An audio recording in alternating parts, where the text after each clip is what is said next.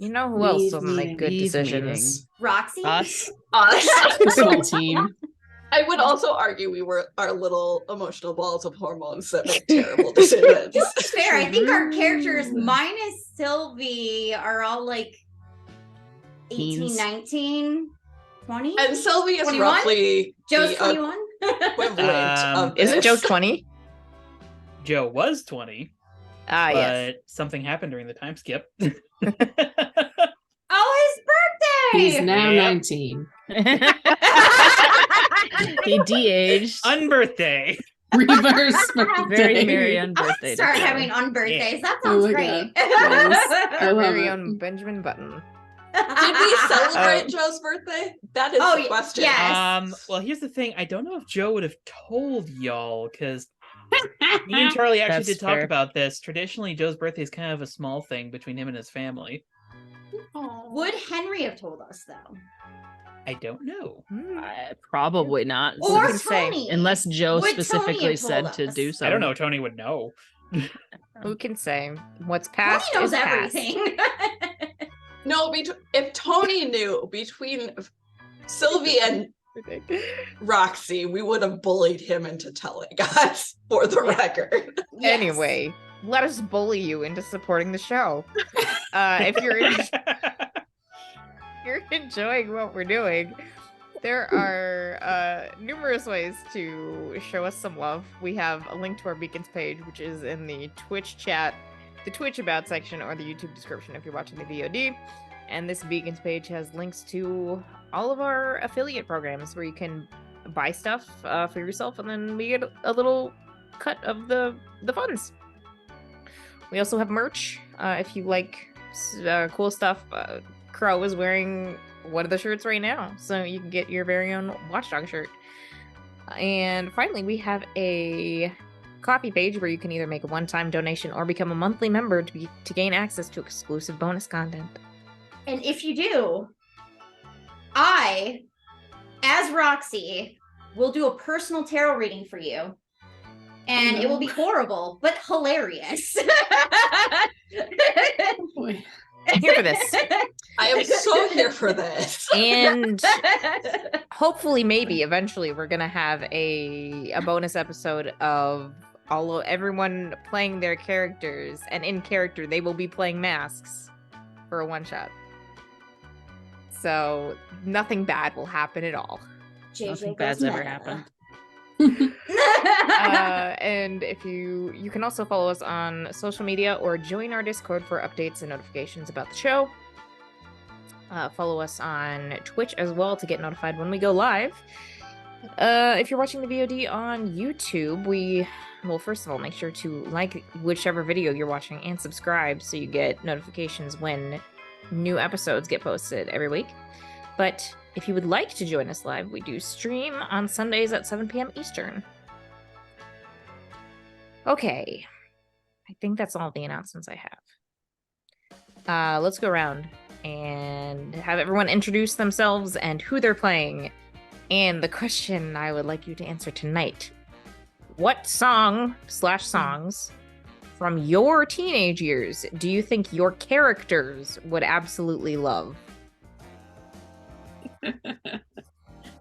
Not sure I want to out myself like this.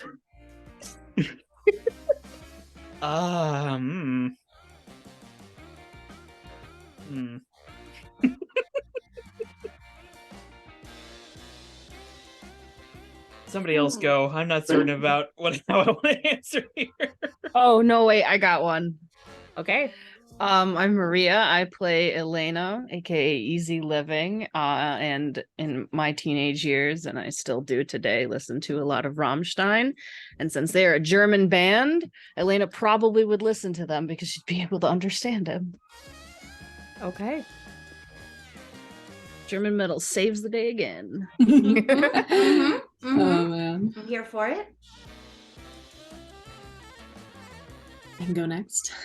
I'm Brianna. I play Cynthia Evans, otherwise known as Echo. And I think a song that she would like from when I was just barely a teenager,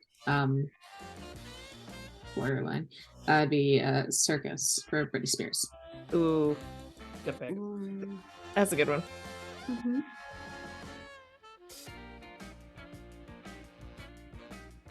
All right, I'm gonna go ahead and out how old I am, and I'm gonna say that Roxy would really like Evanescence. See that? Okay. Yeah, that makes sense. This makes perfect sense to me. Okay. Yeah. Okay. This is making me want to go on a tangent. Story time. One of my high school English teachers, when we were like doing vocab or one week, one of the words was evanescence, and she was like, I don't know why a band would name themselves after like something that means fleeting and brief, and we're just like, you're so old. It's meant to be ironic. Bleeding like my fucking youth. All right. Hi, I'll go next. I'm Tess. I play Sylvie, aka Valkyrie, and I think she would listen to Oland, who is an artist from, I believe she's from Sweden, but I'm not entirely sure. Sounds right. That was hard because I was like, pull out an artist that is from Sweden. Wait, she has to come up with like a fantasy fairy rock band. Like, yeah, that's true. I'm sure I could one think of those someone. like fandom cover bands or whatever. Oh, there are so many of those. Yes. Like a Star Wars band, Star Wars themed band. I don't know. There's probably a Lord of the Rings one. Oh, there Blind has Guardian. to be. They have an Sure. album about Middle Earth. Cool. Okay, I've got one answer that Joe would listen to and one that he would not. Oh my god. All right. Well, first of all, I am Mr. Crow, alternatively just Crow, and I'll be playing Joe Hatathli, aka Watchdog. And I think for the one that Joe would listen to that I also listen to, that would be Queen, because my dad was big into what was at the time rock for him, and I, as a result, am very much into classical rock. The thing he would not be into is My Chemical Romance. Yeah, I don't think Elena would get it. What song from Queen and what song from My Chemical Romance? Yes. Specific to me or Joe? Let's Yes. go, Joe. Because my vote Joe. for Joe is "Liar" by Queen. Hmm. Not a bad pick. Bohemian Rhapsody. Also, actually, Bohemian Rhapsody is probably a better pick, but that's not the one I was. That's my necessarily favorite thinking Queen of. song by far. Yeah, it's amazing. 100% best Queen song of all time. The best songs of all time. Yeah, it It's is like in the 5 minutes long, and it feels like it's 2. but and you belt out the whole thing when Yeah. you listen to it. Like you can't not. So But I think I would have to say, I think I'd probably say for Joe, 7 Seas of Rye, actually. Ooh, okay. Interesting. I would have thought that Joe would have been like maybe Simple Plan. Like the really like Not a bad guess there. If I had to pick a My Chemical Romance song for Joe, though, it'd definitely be Sharpest Lives. okay. Not the Black Parade. We'll see if he gets there. Yes, but only when it's mashed up with Mariah Carey's "All I Want for Christmas Is You." Yes, Oh my I approve God. of this. I still can't believe how well those two go together. It Right? weirds me out. Oh, what did you should? Oh, I'll have to find it again. But It's a there's good a mashup. mashup between a Daft Punk song and "September" by Earth, Wind and Fire. That's really good. What? I love mashups. Like, I don't know Yes. if it's my ADHD brain, like, or what, but I'm just like, I love it when I think a song's going to be one song and then it turns into another song. And I'm like, yes.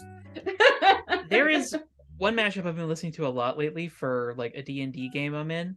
It's I think the name of the song is Enemies from Imagining Dragons, and then it's Enemy from, I forget the name of the band, but the two of them combined are just kind of like the two of them separately are just kind of like okay songs. Together, it legitimately sounds like two opponents like squaring off in the song, and it's so rad. With our powers combined. Like it sounds like them mutually antagonizing each other, and it's just like it's good. Very cool.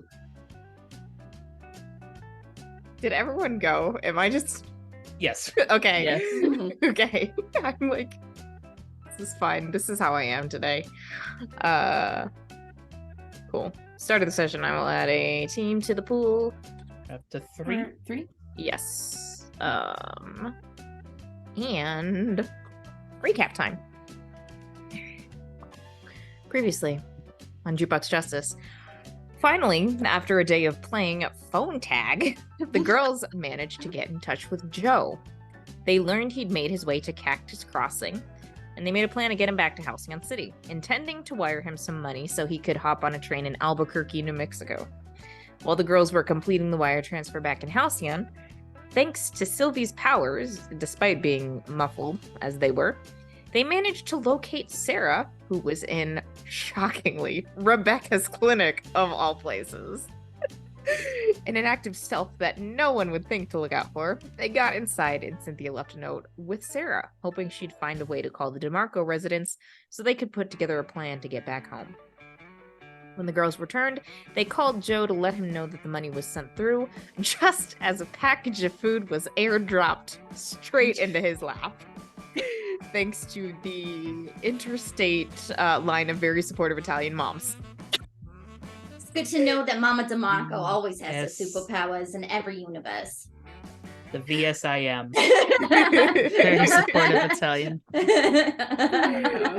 However, Cynthia and Joe did get into a bit of a fight over what they each wanted and how Joe wanted to go back to his quote-unquote parents' house in this world to be with them, while the rest of the team was kind of anxious to leave because things were weird.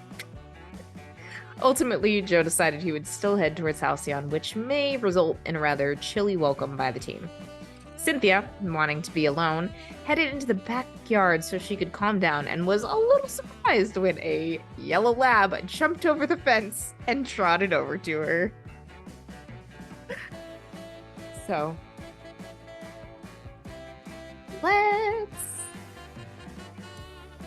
pick up with probably just maybe do a quick scene if you wanted, with bringing helping the lab rejoin the rest of the team. And then I was thinking, since it would be a couple days before Joe got to Halcyon, we could like do a little bit of a montage. So if there were specific scenes you wanted to play out, we could cover those, or just kind of see where the vibes take us.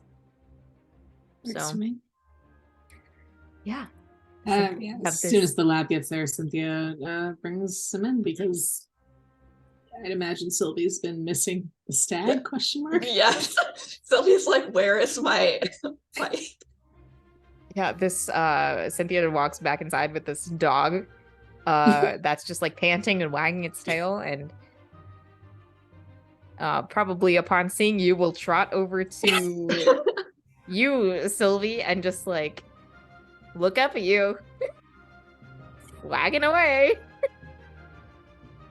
So Sylvie raises an eyebrow at this, and then like I feel like examining Cynthia and then looking back at the dog, it clicks, and she just bends down and hugs the dog because she's like, oh, this is mine. Actually, it doesn't look right, but it's mine.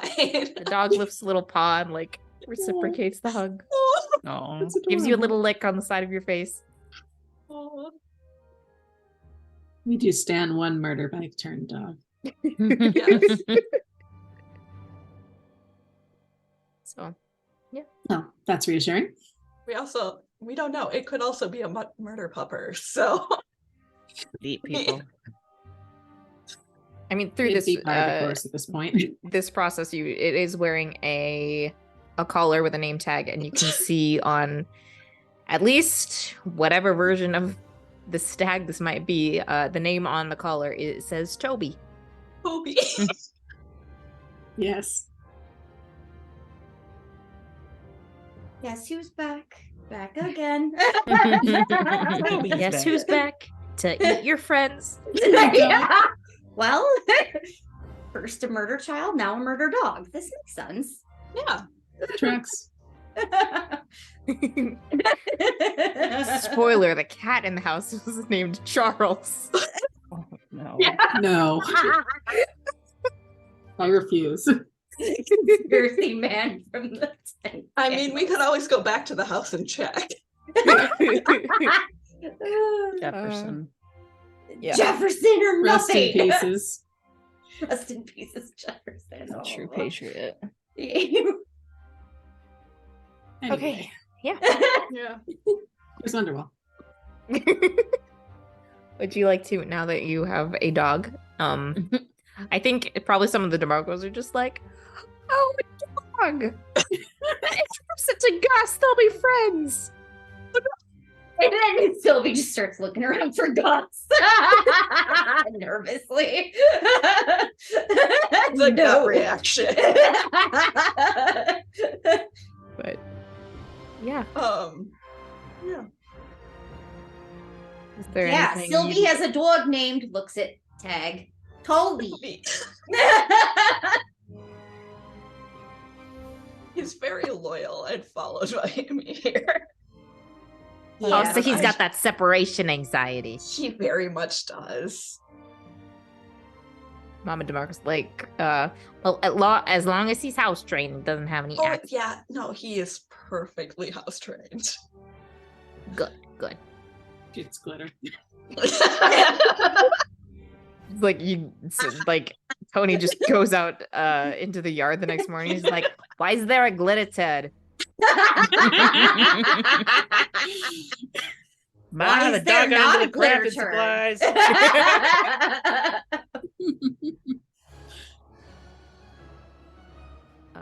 Yeah.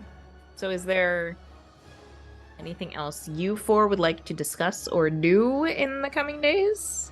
I feel like Sylvie, realizing that the dog tracked her down, will probably look at the collar for a house, like the address to return the dog to, and just go back to inform her parents that she is staying at Roxy's. Okay. Elena will go home for the night. She's not entirely Yes. sure what she does during the week. And it might be a job. Seeing as I've been Awkward to missing ask, for 2 isn't days. it? Yeah. Sylvie, you get back to your house because there is like there's an address and a phone number on this dog tag. Oh, no. And you get back to your house and head inside, and a man and a woman, basically who you would assume are your parents, rush over to you and are just like, "Where have you been? Sylvie For immediately 2 days." stiffens if they make contact because she is very unsure of this whole situation. Eat your fake parents. Oh my god. Where did you go? I've been visiting my friend Roxy, and we've been catching up for a couple of days, and then another one of our friends was in the hospital, so we had to go make sure she was okay. And I think at that your mom like is still very flustered, but settles down a little bit. But she's like, "You could have at least called and told us what was going on."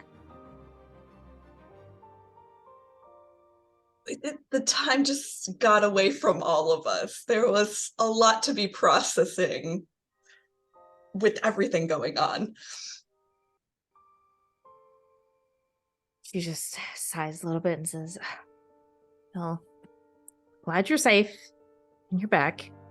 Are you hungry?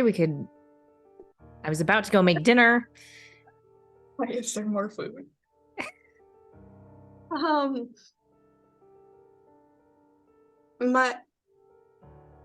I'll I feel like Sylvie's resigned that she's gonna have to eat, so she'll nod that she'll eat a little bit. And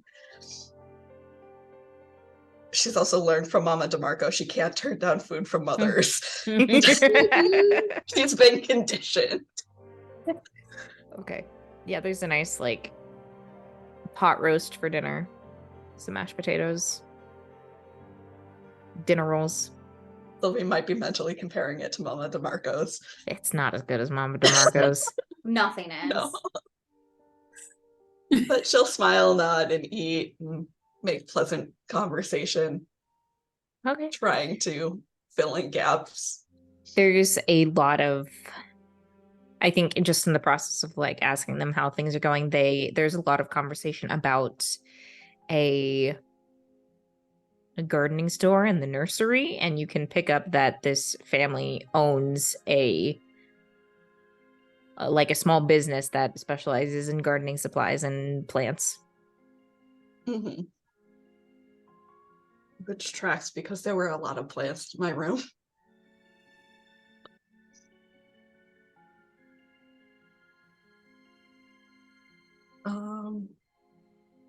I guess Sylvie will make pleasantries for the night at least. And she'll probably stay here the night just to like keep her parents from utterly calling the police. Okay. Because that's a viable threat here. Okay.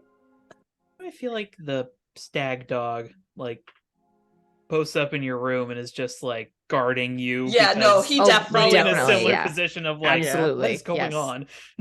Yeah, He's eyeing the cat like, what the fuck is this? yeah, the But- cat's just like kind of skulking around because I feel like the stag will like growl at it if it comes too close, and it's just like, okay, I'm getting out of this room, bye. Mm. And runs away to hide. But being a cat, it still continues to come back and push its luck because Just like Blondie. Mm-hmm. I'm talking about you. I woke her up. I love her Heard my name. disgruntled noises. Yeah, she like sounds like a crabby old lady. She is. I love it.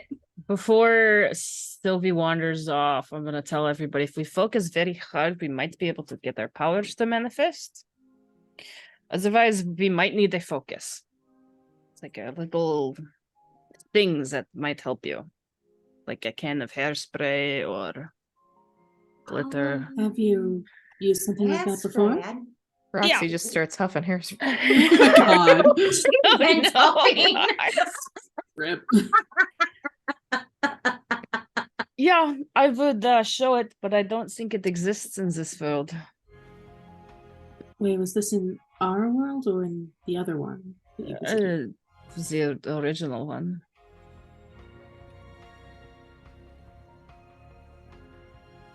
Fair enough. Well, let's keep an eye out for stuff that might work. Hopefully. Totally. Otherwise, I have no other idea how to get the power to go on again. You seem to be taking all of this very well. Just wanted to check in. It's better this time since I'm not alone. But last time I did have my powers. Last time there was also large-scale city destruction, though. Yeah. That's why I think Trade-offs. There it's, was trade-offs. it's a brain parasite that we're all like in a. Maybe. But that's why I think that because you said you had powers when you was in the other world. They exist. Sylvie can poof glitter, and I made myself hover for a little bit. You just have to focus very hard. And if you have some things that might amplify your power, then that might be better. I don't know if Roxy will, because hers was a triggering event. Yeah, But if my it's innate, mine was innate, and it was amplified by a space. She'll like kind of draw like a little space rock, the space rock, which Roxy's probably seen her wear. She doesn't wear it on the outside of her clothes very often. Yeah. But it's just a little space rock. It amplified when our apartment was bombed. It amplified the distress, and the rock kind of made everything go weird. And then I was there, but there was no building. Yeah.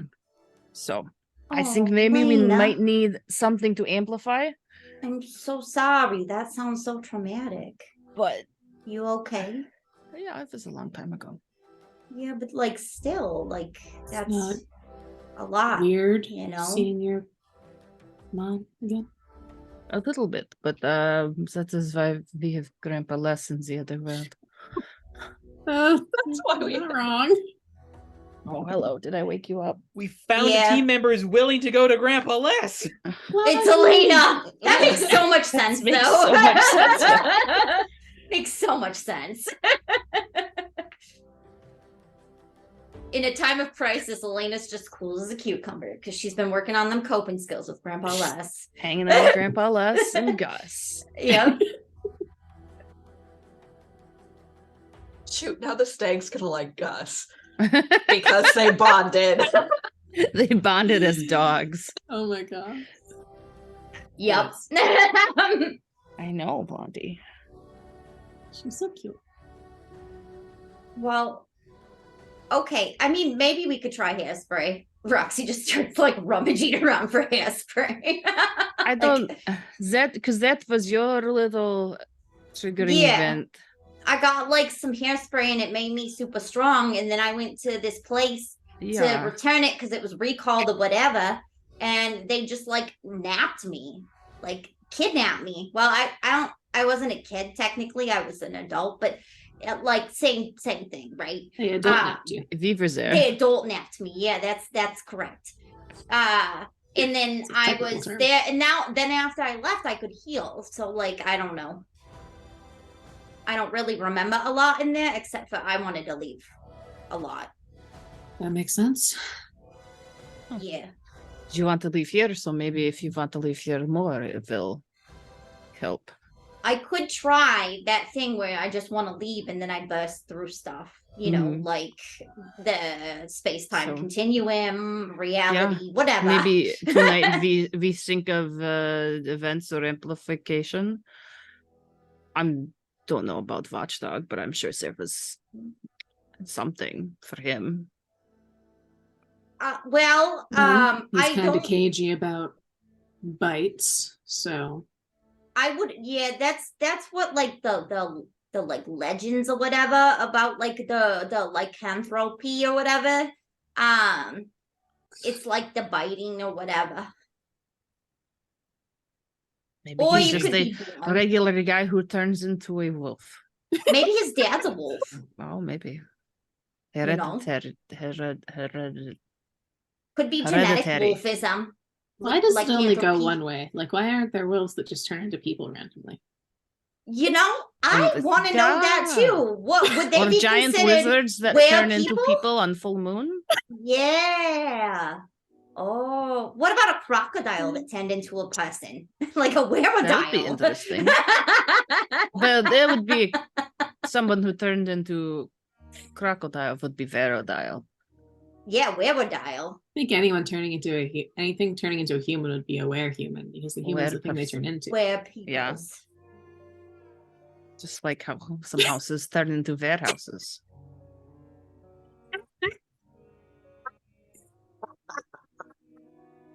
This is That was fine. a very normal conversation. Good one. You always get me. I needed a good laugh, so. And Roxy, Sylvie, this is all weird and stressful. Yeah. Very Doing weird all and right. stressful. I'm glad we got the stag back. Yes. Mostly all That's together. Maybe we all need to reassuring. be together to go again. Maybe we could Maybe. like join our powers, like some sort of like, you know, A ring system. yeah, like if there were Our rings. powers combined. Yeah. And we had a captain, like maybe Oh my Cynthia, like of a planet. Stag. Oh, the stag is the captain. Summon I our like powers it. to summon the stag. Joe's not gonna like that one though. Blondie, that's my pen. Or wait. It's Blondie's pen now. I wonder if the dog is not gonna like Joe in this world, because the stag liked Watchdog, but not Joe. And then like would always bite Joe. I think I know why that happened now. I think it might stop for a little bit. What happened? For a little bit. For a little bit, like a temporary stay of biting. Truce was signed. Had previously believed that Henry could do better than Joe, i.e. Watchdog. I love this. And the stag may or may not have picked up on that, I believe. Okay, bye, Blondie. That's hilarious. A lot of sense. Ribble less likes most people, but like there were these two girls that he really didn't like, and Gus did not like them and tried to bite their ankles. And Gus never bites anybody. So, you know. Bad vibes. Yeah. Gus is better behaved than the stag. Well, Mostly, hopefully Watchdog and the stag won't try to fight for dog-related dominance or anything, so we'll figure that out when it happens. Well, if he doesn't have his powers here, then he's not a dog, so he doesn't have to fight Well, the he- stag for dominance. He'll just go back to fighting us for dominance. He said he could turn a finger into claws, so it's probably the same situation, partial powers. I don't If you got no focus- powers. Might Oh, I actually haven't be tried very healing helpful. yet, though. No, did I do a don't need little to practice stuff. that. Let's not try that. That's What, healing? yeah. Yeah, that sounds like it's I'll just Dangerous. I'll just like prick my finger, and if it heals, then it's healed. Like, you know, But if you have to really focus to use any of your powers, the Yeah, healing you I have to never focused concentrate. for. I don't have to be. It was like it would just do it. I think whatever's going on here is suppressing all powers, whether or not you use them consciously. Got it. So I would have to focus on healing. I think so. Okay. I don't know how to do that. Sylvie might have to teach me.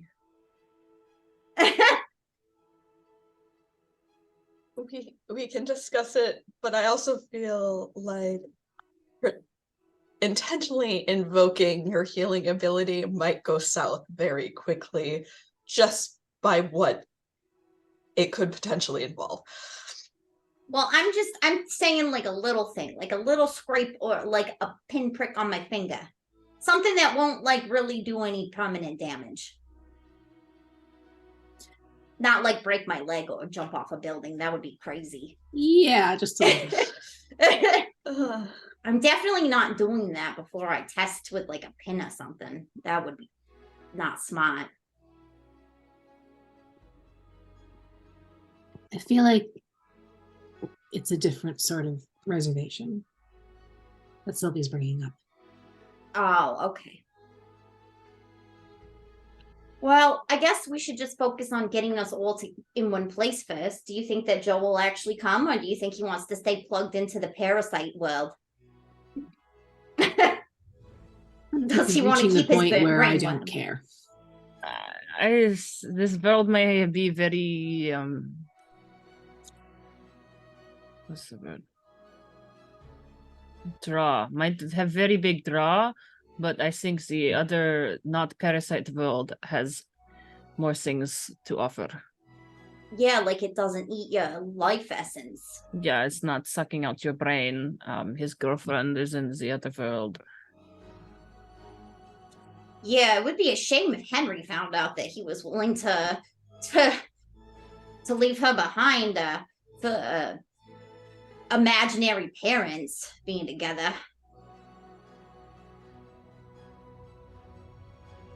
If he wants to stay, he wants to stay.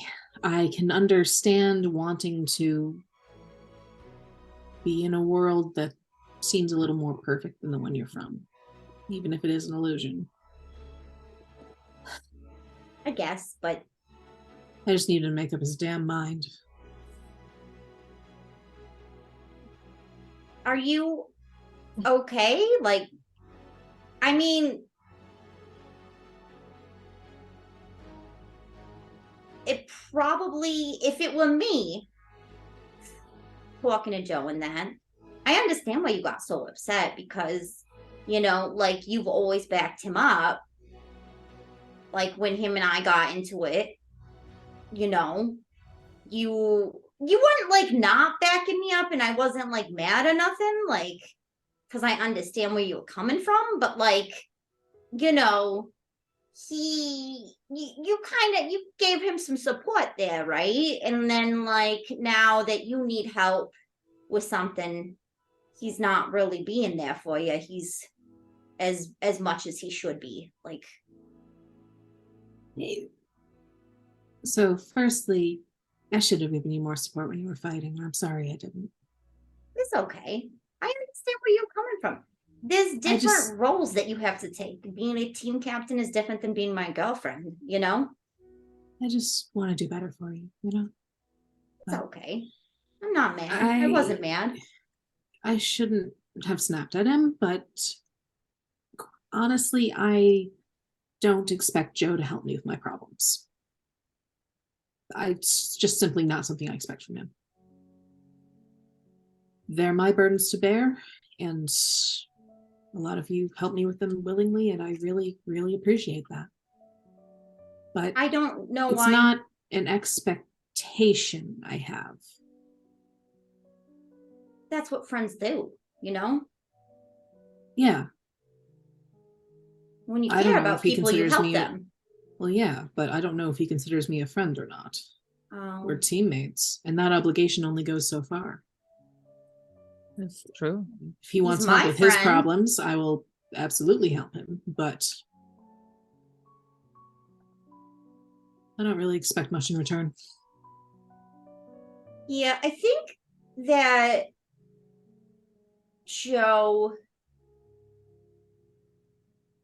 I think he means well. Sometimes I think that he doesn't always understand that things aren't always about him. I would agree with that assessment. Mm-hmm. Like maybe he has his awareness of, you know, the world outside of his own world and sphere might not be the best. You know, I don't know that all of what he does is intentional, you know. I don't think he thinks about it like that, but you know. I'm not saying I think it is. Yeah. I suppose I'm just a little frustrated because the three of you try so hard to be team players. And I know that I personally could try a little harder sometimes, but yeah.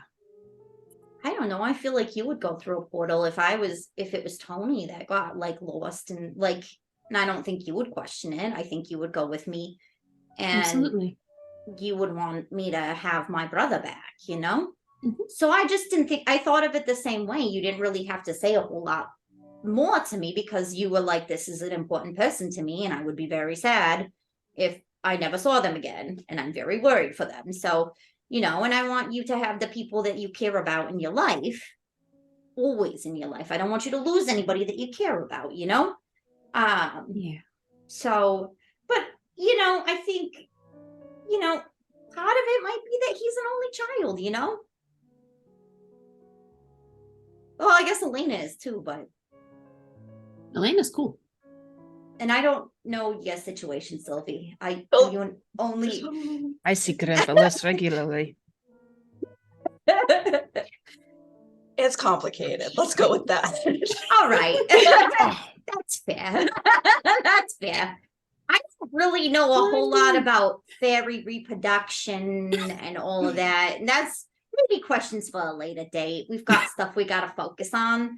But I do have questions. I have a lot of questions. Oh, boy. You think your friends will find that note? I hope so. Because I don't want to wait a week to break in again.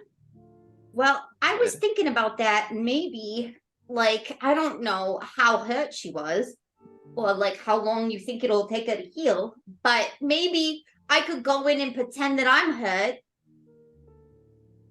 You know, like I twisted my ankle, and then your sister will be busy and you guys can sneak back there. The thing is, though, like, during the week, there's more people than just my sister who work there. Ah. And, like, so they don't normally keep patients for very long. Like, she's real far back in there, and it was bad. It looks real bad. And I don't know what the fuck is up with Bex in this world, but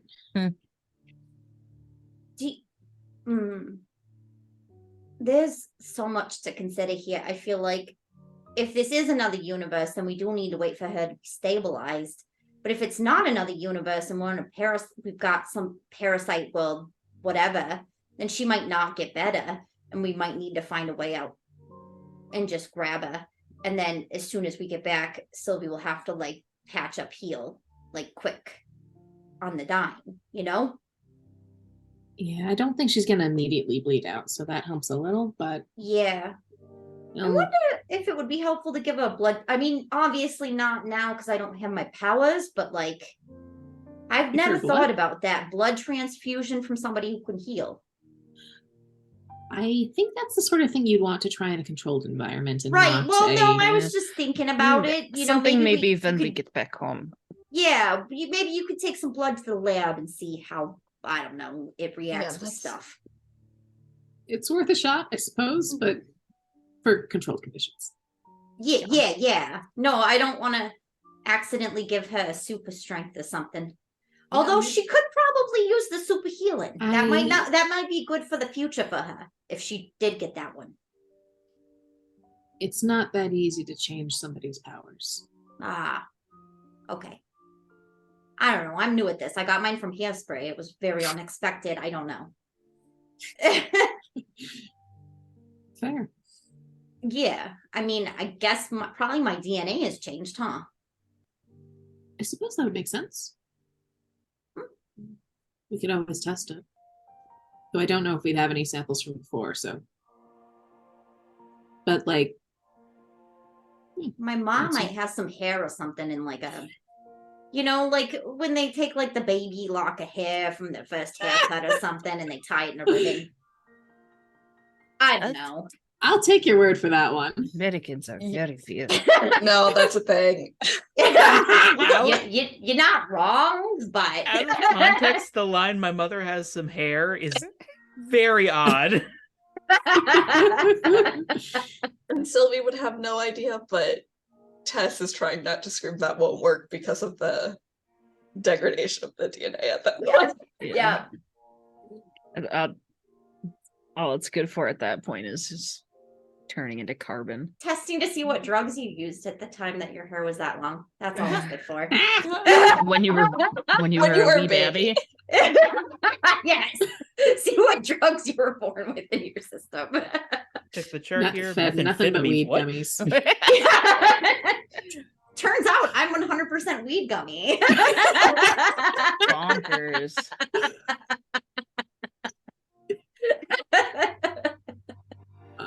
I didn't have anything else though. If the group wants to break up for the night and go do what we're gonna do. That was my. I'm staying at Roxy's place. Roxy's gonna stay here with Cynthia, and because she understands that it's weird.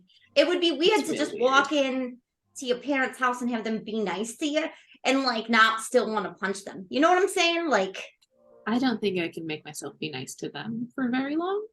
Yeah, that's fair. Yeah. It's fine. You can stay here as long as you want. And if you guys get weirded out in the middle of the night, feel free to return. Mom will make you like something to eat or whatever. If you're hungry.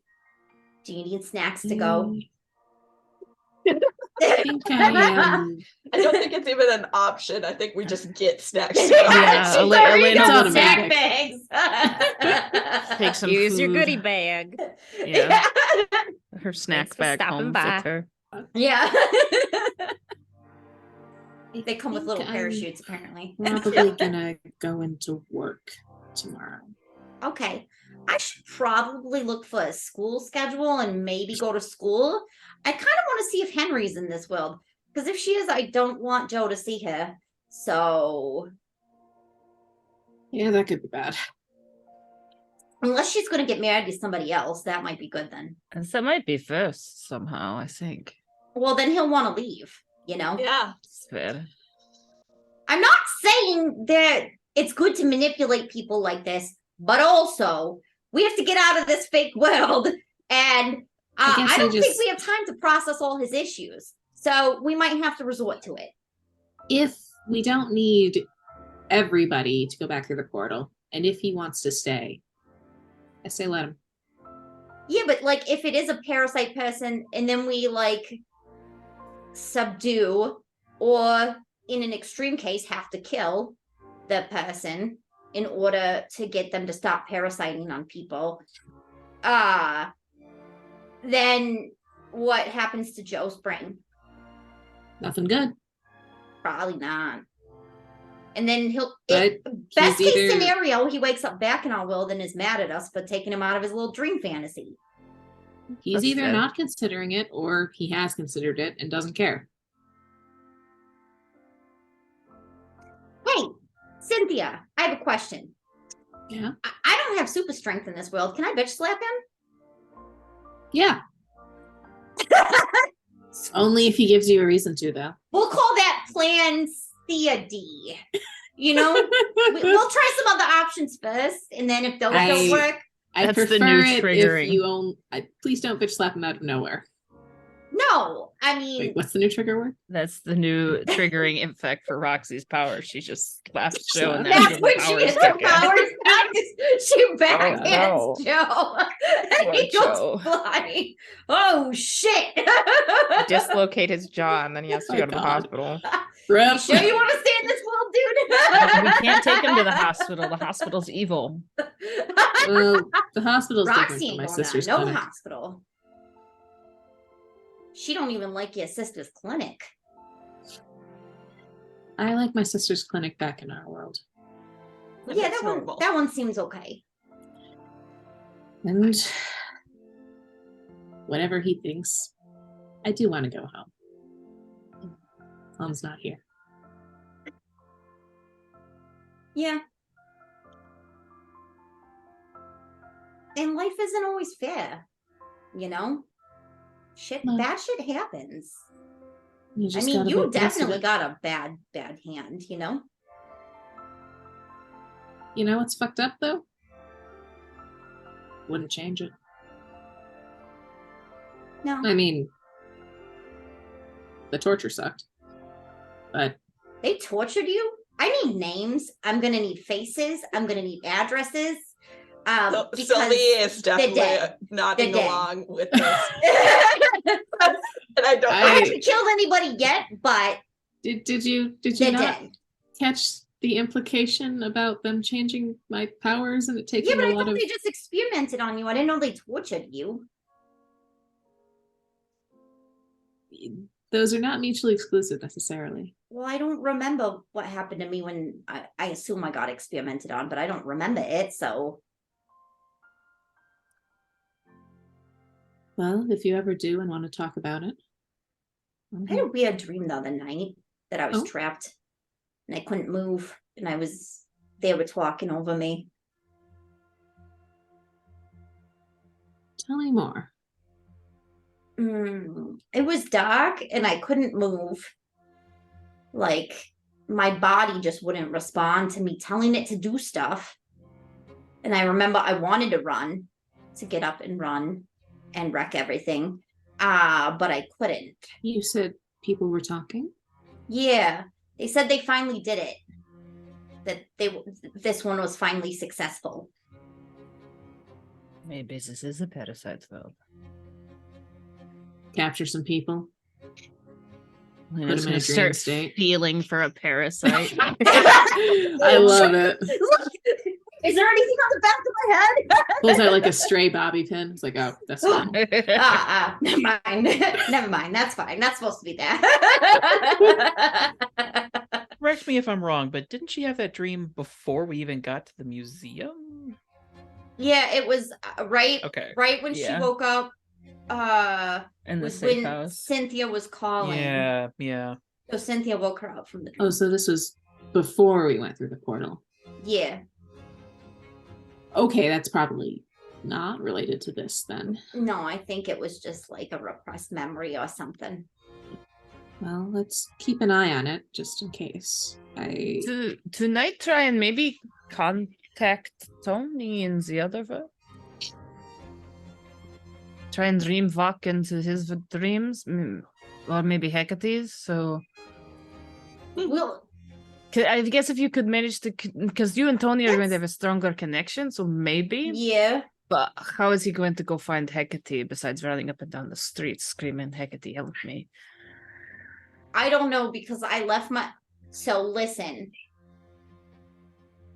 Sometimes I leave my communicator at work, and this would have been a really good time to leave my communicator at work. But instead, I brought it because Joe gave his sheriff badge to Leah, which. Okay.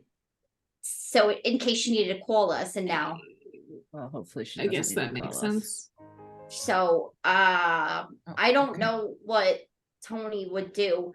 I mean, if you can get in touch with Hecate. I don't know if we have enough of a connection, but I can try it. Maybe I try that tonight, and then if that doesn't work, I'll get a hold of Tony as my last ditch effort, and then tell him to get a hold of somebody who I know is the daughter of a superhero that probably knows Hecate, and it will be a big long telephone line, but like, you know, you do what you gotta, right? But you don't have to pay the collect call. Yeah, it's free. Roxy cheats the phone system. I don't know. It's kind of convoluted, but like that's kind of like a last ditch effort thing. Also, do you think Joe would go back through the portal if I told him that I was going to tell Henry that he chose to leave her behind? I think that's gonna fuck things up a lot. Yeah, maybe. Maybe he I doesn't should really piss respond him off. well to threats. Gonna be honest with you, I'm really glad that I don't date boys. That's fair. Yeah. Morons. Well, you know, they lost my game. Oh, not all the time. You know, I think Joe's really smart in his own ways. It's the arrogance is what it is, you know, like the believing that you are untouchable. Or there's plenty of arrogant girls out there too. That's true. It's kind of just none of my girlfriends though. Well, yeah, because you have good taste. I do. But I really that's good. There's just latitudes of people. Yeah, you're right. No, I think Joe's all right. He, at least Henry's a really good pick for, you know, smart pick, but they've got their issues, but they have issues. Well, I mean, besides the whole, you know, leaving her behind to be with his family in this world. Well, not that one even, when he almost killed her. What? Wait, did you tell me about this already? I did. Tell Okay. Cynthia. Sort of. There is I think I a alluded lot to it. Yeah, because Roxy mentioned it because she thought Cynthia knew about it. Yeah. This is definitely the first time Valkyrie and Easy Living are hearing about it. Yeah. Yeah. That's Well, now they know your whole concerning. story. Nah, there's still 38 pages of backstory to go. Or more. It's more than that. 42. There Nah. are still 61 pages of backstory to go. Less than that. Marco. I thought we all knew. I thought everybody knew that he had accidentally had his girlfriend or somebody. You think he tells us things? I had assumed that he had told you. There's a lot to unpack about him, and I think that this is best to do when we are home. That's fair. We'll We put should a pin probably in have this one Grandpa along Les with on. Add another the pin. biology. Yeah. How about this? If he does end up coming back with us, we'll deal with it then. And if he doesn't, then we won't. Yeah. But good luck with your respective living situations. Try and think very hard about your powers tonight. I will think very hard about my powers, and I will think about Hecate. And I will think about telling her what blue tastes like, even though I don't know what that is. But she will know it's us. I feel like she was going to know it was us, Andy Faith. I'm not sure she knows anybody as incredibly weird as the collective of all of us. Yeah. I don't know. Me and Sylvia really neck and neck for the weird competition, I think. But it's fine. I think that's fair. I think Sylvie might have you beat a little. Yeah, but that's not fair because she's from a whole other realm. Yeah, I'm a different species. That kind of factors in, though. That could be totally normal for fairies. Maybe we can ask the little one, the little sprite person. Thistle, the sprite person that's with Joe. We had forgotten about that. Turns to Sylvie. Cough. Does the portal close behind you when you come back?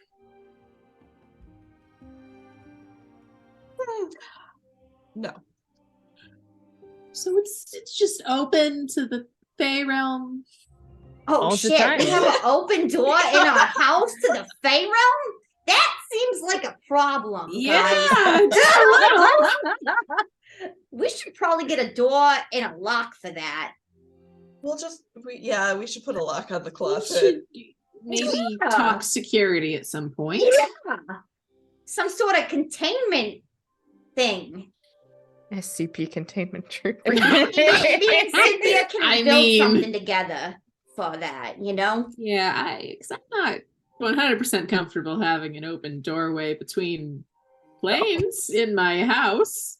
Yeah, we should probably put like a little box, like how sometimes you go in the one doors and then there's another doors before you go in, like that. We need that for the portal.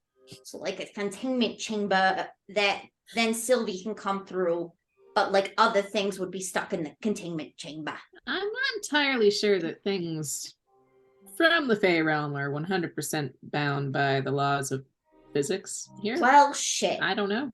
Well, shit. We can figure something out to try and preemptively. Probably put all our brains together. That's a problem for when we get back. Yeah, that's a. But I would like to talk about it at some point. Get home and your apartment's infested with brownies. Yeah. I'm moving. Burn the place down. There are pixies in the bathtub right now. What the fuck? No, Sylvie would do her best to convince them that your dad's house was vastly better to live in. Yes. I mean, probably. It has less carnivorous flowers. That is true, it does. I'm pretty sure they need a pixie if given the chance. So I'm just picturing like the Venus flytrap with like human teeth. Yes. Exactly. Chomp chomp. Yes. With an eyeball inside of it for some reason.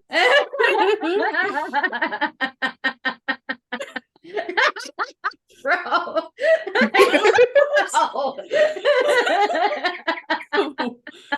She just made those plants to scare people, like scare you guys. No, they're a deterrent. I think they're kind of cool. Oh gosh. Oh. All right. Well, good luck. You have my phone number so you can call. You can call anytime. If for whatever reason we don't see each other before tomorrow, there's a number you can reach me at work. We'll distribute that. Oh. This is weird. Normally we got those things. We can just like call each other whenever. It's like they should invent something where you can just call each other whenever. Right, we don't have them anymore. Yeah. The tech level here is some sort of like pocket phone. Yes. I am not amused by the level of technology here. Yeah, that's the other thing that's kind of horrifying. You don't got your tech. I don't got my bike. Betty Crocker and Polly Rocket, they're stuck in the other world, and they would be so sad if I never came back. The best I can do is hand-to-hand combat, maybe. I'm really good with a baseball bat. You can blind people with glitter. It's true. You blind him with glitter, and then Roxy comes in with the bat. Mm-hmm. You go high, she goes low. Mm-hmm. It'd be a little more lethal than normal, just because we have to like ensure overkill right now, but There is no kill like overkill. But it's not. If it's not real, then it's not really meta. Let's try to. We don't no know crime. that for a fact. I prefer that we not kill people because I don't want to have to explain that to Hecate and probably get disowned. I'm going to kill anybody unless I absolutely have to. Like it's a life or death situation, and there's no other recourse. That's agreeable. Sylvie just smiles. The parasite guy, though, I don't know. I'm not even question. I don't want to know. You If know, I don't know about it, it isn't happening. yeah, it's like when a tree falls in the forest. If there's no one there to hear it, did it make a sound? If Sylvie eats somebody and I don't know about it, didn't happen. I like that. That's a good philosophy to have. I just accept that Sylvie sometimes eats people she doesn't like. I don't have to agree with everything she does. I guess it's not cannibalism. It's not my same place to species. judge. It could be her culture, you know, to eat people that you don't I like. suppose. Well, on that note, all of you can, well, most of you can head your separate ways since Cynthia and Roxy are half staying of with the you. DeMarcos. Yeah, half of you can head your separate ways and go home and plan for the next day or two. But Joe, you can get down to Albuquerque and book a cross-country train ticket. Get a sleeper car. And as a reminder, Joe did leave a note in the truck trying to in some way explain to his quote-unquote parents what's going on. Mm-hmm. But yeah, he like takes what meager belongings he's brought with him into the car, closes up the like private sleeping area he's got. Oh, sorry. And I feel like just throughout the whole process, over and over in his head, he keeps on hearing Echo saying he doesn't care. And he's just slowly but surely getting more and more angry. Ooh. That's why you can't bottle up your emotions. And I imagine he just like lays down the car, just sort of like watching like through the window, just scenery passing by, and eventually he's like, Thistle, you in here? No, I'm riding on the roof. Just checking.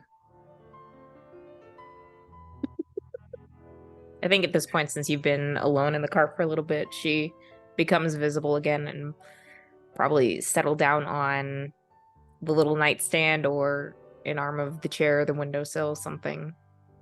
Yeah. Somewhere.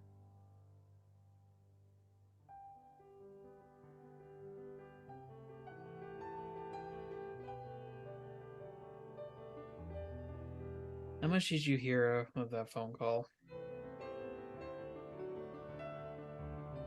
Just my side, or? Yeah, just your side.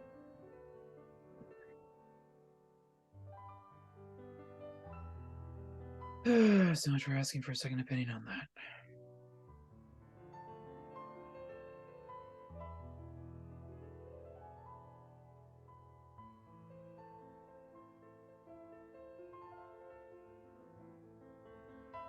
So what are you gonna do once we get back?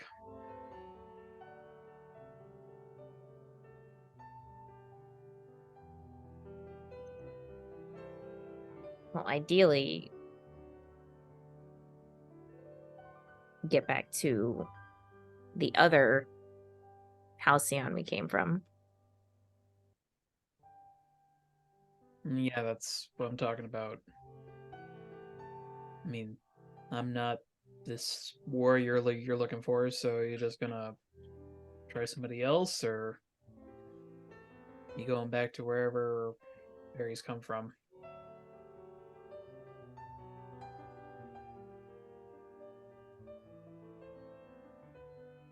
I don't know. Maybe one of your other friends, well, if you're still friends, one of your other teammates could help. If not, then probably just head home.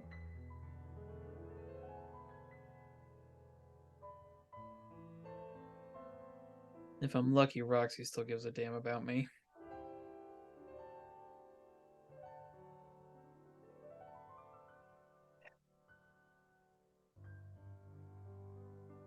Well, if nothing else from that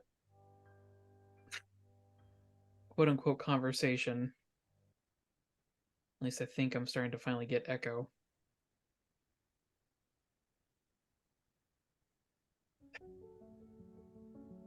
One of 4. Woo. So she's just Echo now? That's who she wants to be.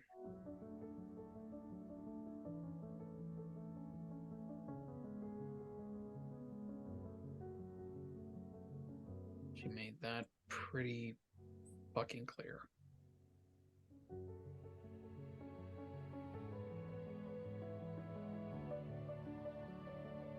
I'll bet right now she's telling all of them I'm probably not gonna come.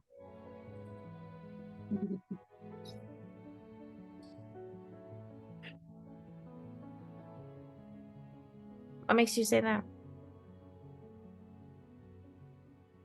Because I dared to like something normal.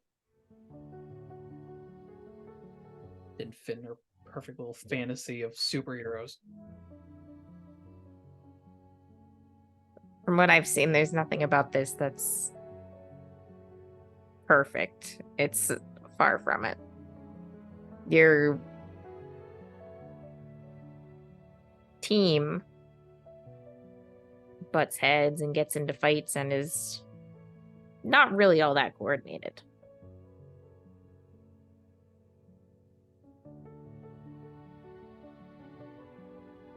Maybe she's not trying to have anything that's perfect.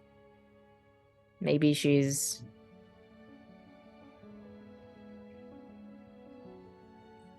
trying to keep the people she cares about around her.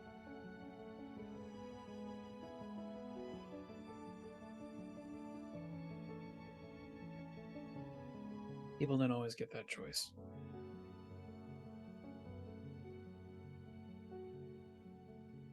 No,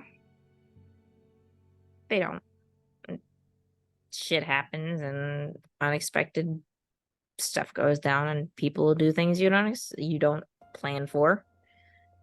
But that's because everyone has their own wishes and desires. You can't, just because you care for someone, you can't control them or lock them down or get them to bend to your will. The only thing you can do is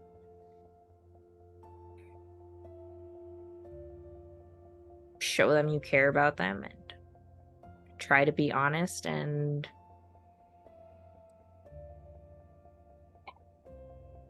if the situation's right for it, fight like hell to get what you want.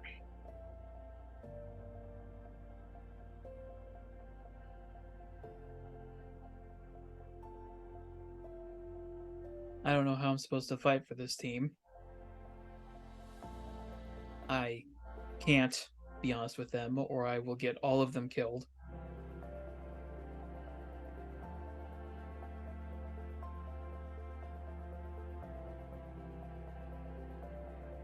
And I'm trying. I'm always trying to be what people need. I'm just shit at it. At least with them. See, that's where the problem lies, is you're trying to be what you think they need. Maybe you should be what you need to be, and you can find your own way to help them. Gives a damn what I need. People rely on me. I need to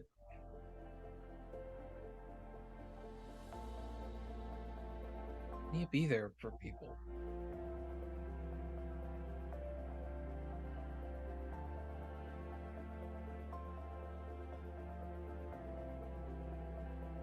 You I say wish, that, but you're not willing to be the hero that I need.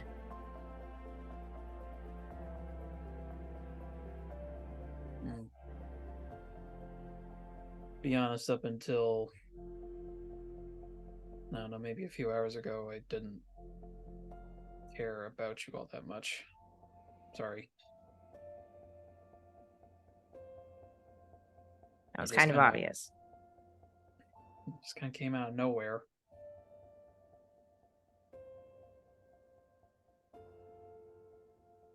I'm still trying to wrap my head around Sylvie, and now there's you.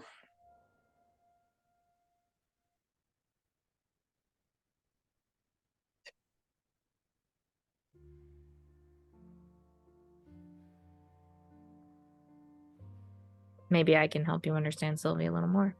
If you can wrap your head around me,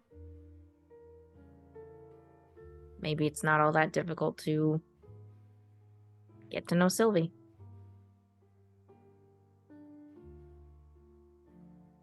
Yeah, until the point that she decides that she doesn't like me, brainwashes me, and serves me up for dinner.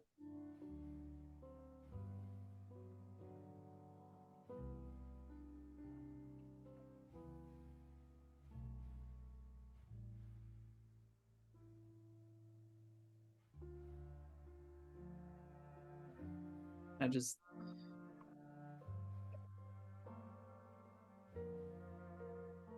Well, it was easier when I could just work with people. I know people. I can work with people.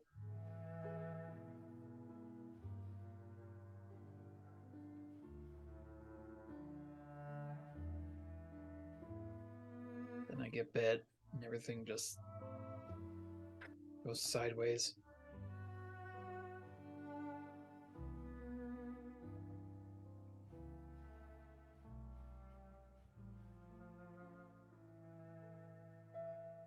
No,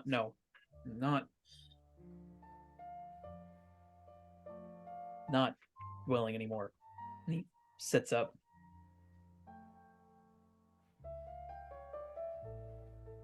Okay. You. All right, let's talk about you, I guess.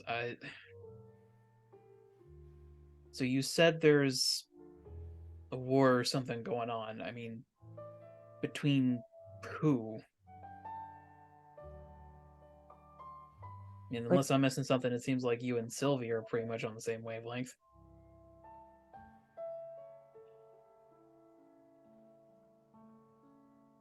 The Fey realm is diverse. You've had most of your exposure with Sylvie, but there are a number of beings that come from the same place as we do. We all have our different desires and wants, and just like your world, there are people who are inherently evil and want to cause chaos and destruction, and they will do so. So it's those guys that you're fighting against, or... Oh, geez, you're not one of them, are you?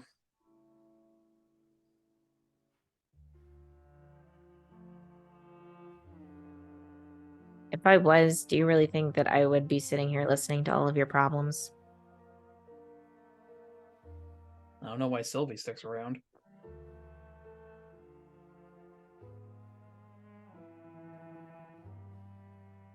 Probably because she cares about all of you. I probably isn't ready to admit it to your face, but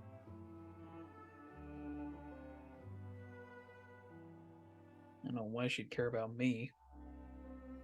It's terrifying to me. If having a Roma hanging over my head wasn't bad enough, now I've got her.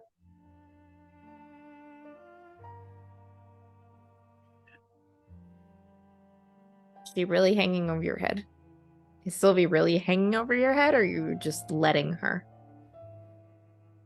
Feels like she wants to be there. Whenever I do something she doesn't agree with, she looks at me like...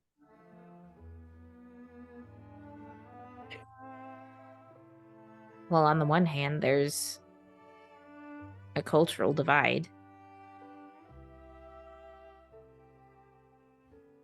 Things are different where we come from. We don't have the same laws or morals that you do. Yeah, no kidding.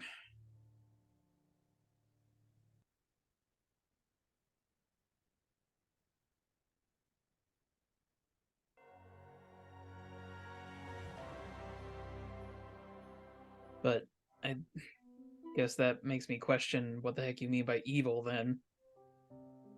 Because if literally killing and eating people, which is like one of the worst things you can possibly do, is just like whatever, like, the hell's considered evil?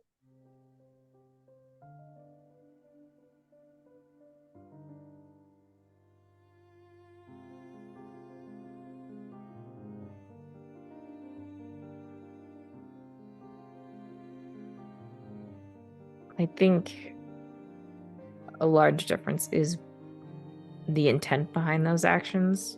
Whether, so if you just say blanketly that killing and eating people is bad, maybe she's killing and eating who you would consider the bad people. So it's her form of justice. Whereas there could be another group of people who just kills and eats because they think it's fun and they enjoy the sport of it. Still doesn't make it right. I mean, you say yourself, culture divide. Even if they are bad people, that doesn't necessarily mean they deserve death. And then, ugh.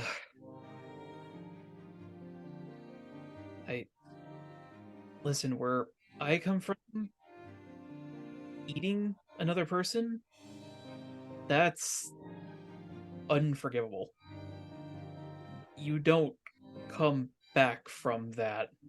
But it's fine to slaughter and eat animals. Certain animals, yeah.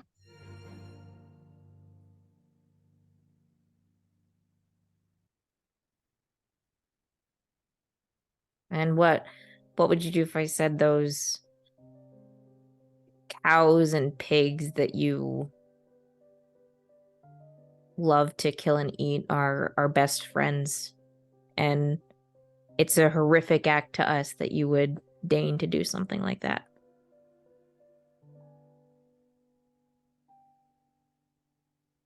The kind of question that a little bit. Don't know if cows are that smart, but I'd also turn around then and say, how does that make you eating, I guess, us okay? What, eye for an eye?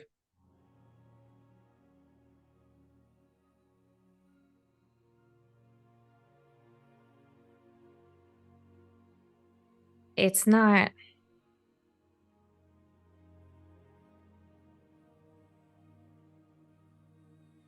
that the acts themselves are meant to balance each other out, but the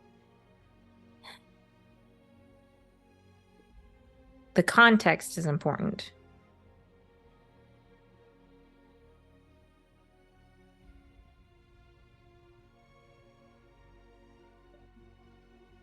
Thus far, I've got no context from anybody. Have you asked for it?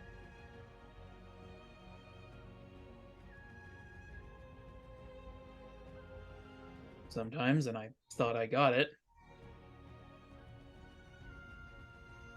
Apparently, some questions I'm not allowed to ask. Like what?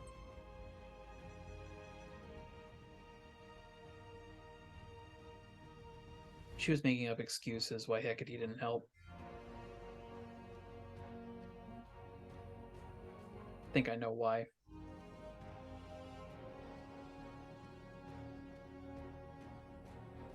Whoever we're looking for, this Perhelia or whoever they found, she's a criminal. Just like Rampage. Just like Tempest.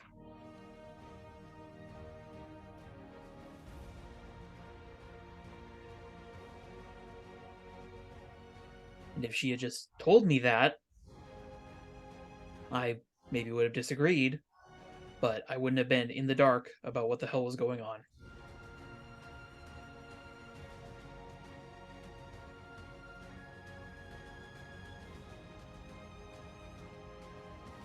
Do you consider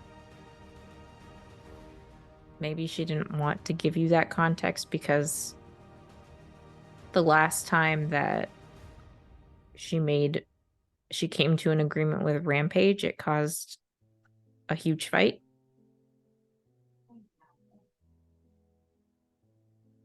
I'm not saying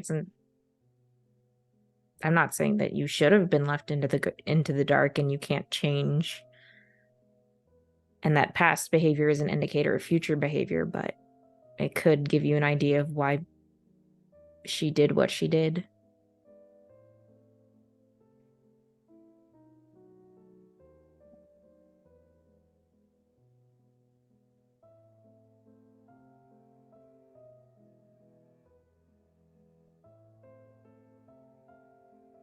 If things were done differently with Rampage, I might have agreed.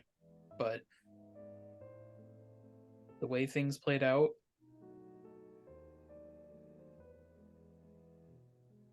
I don't agree with just letting her go.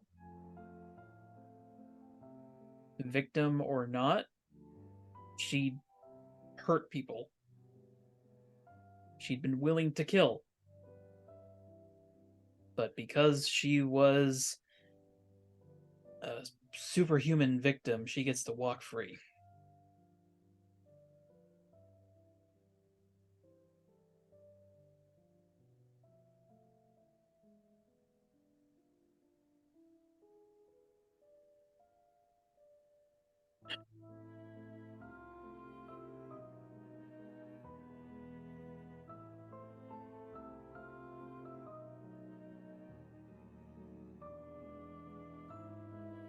And then they get all angry at me when I'm woken up at 3 in the morning by an urgent call to save someone's life, and I get confused and upset when I don't know what's going on. And they blame me. And I'm trying my damnness.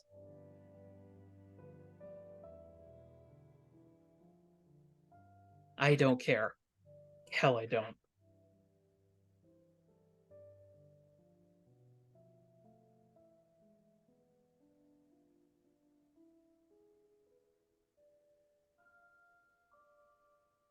Sorry, I'm willing again.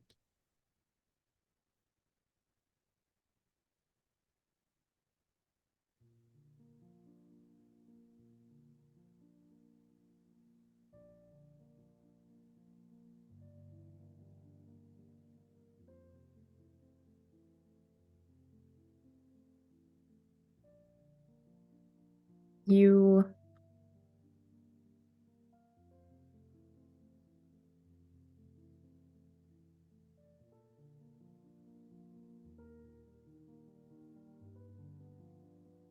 certainly have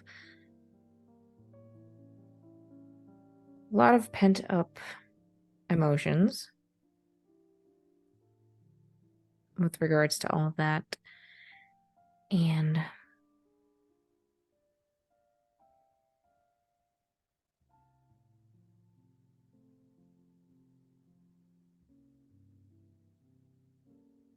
maybe if you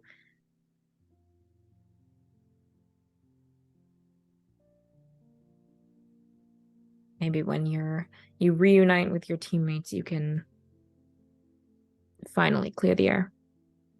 And could potentially benefit getting some extra context from them.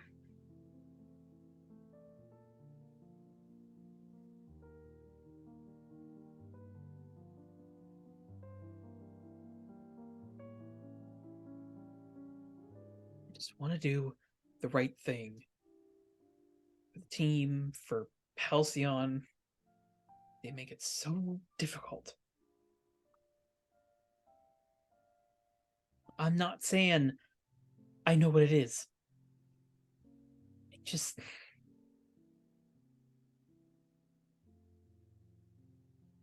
guess I want to make my own call.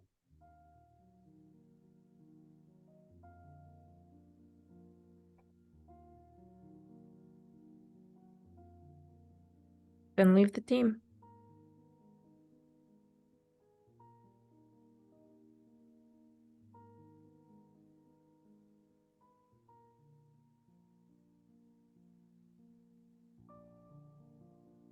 I've been considering it.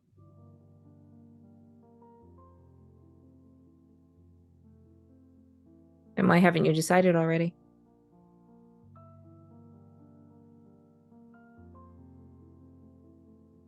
Because I still care.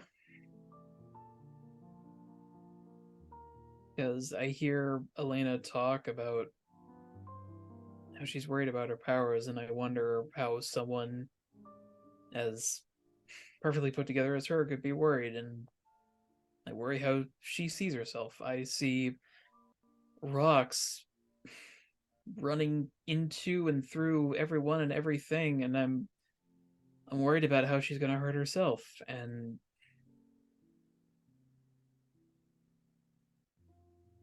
I see Cynthia burying her head in all the superhero stuff, and I'm worried that she's forgetting that she's human.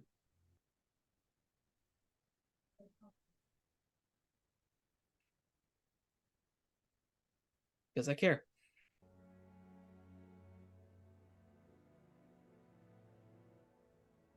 Because for some reason, I just always care.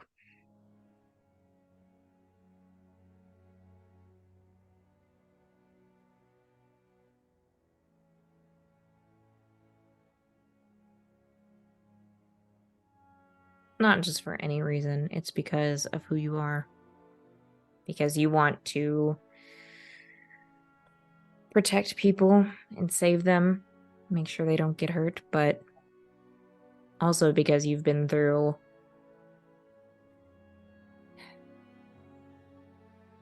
quite a bit of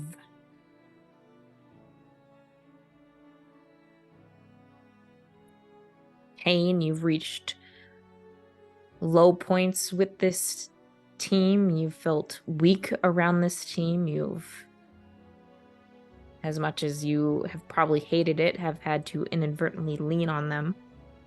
And there's been a fight. There's been fights and disagreements, but they've been there for you. And that means something.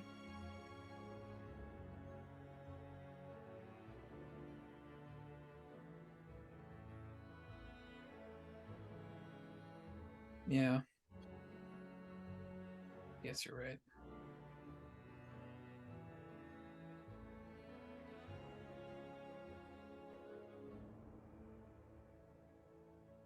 Listen, I'm no soldier, and I got too much going on in real Halcyon as it is. But I mean, if you need help back home, Halcyon's got a lot of heroes. I'm certain I could help you find somebody.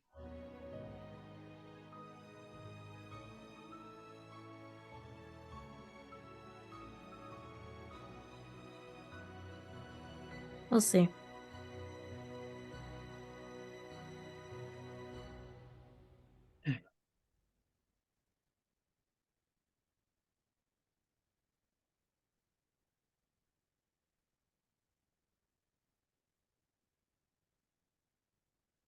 I'm gonna miss the stars.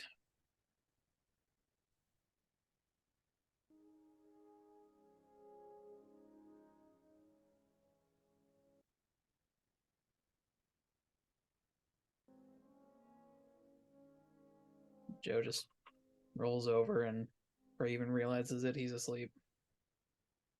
Okay. I'll say probably where Thistle was sitting on the arm of the chair that's in this little train car. Probably just like lean back and lay down along the arm of the chair. Just put her hands behind her head and stare out the window. Okay. While you are traveling across the country, are there any scenes that anyone else would like to have during this little bit of time, or? I do have another, but I want other folks to go since I just had a big old Okay.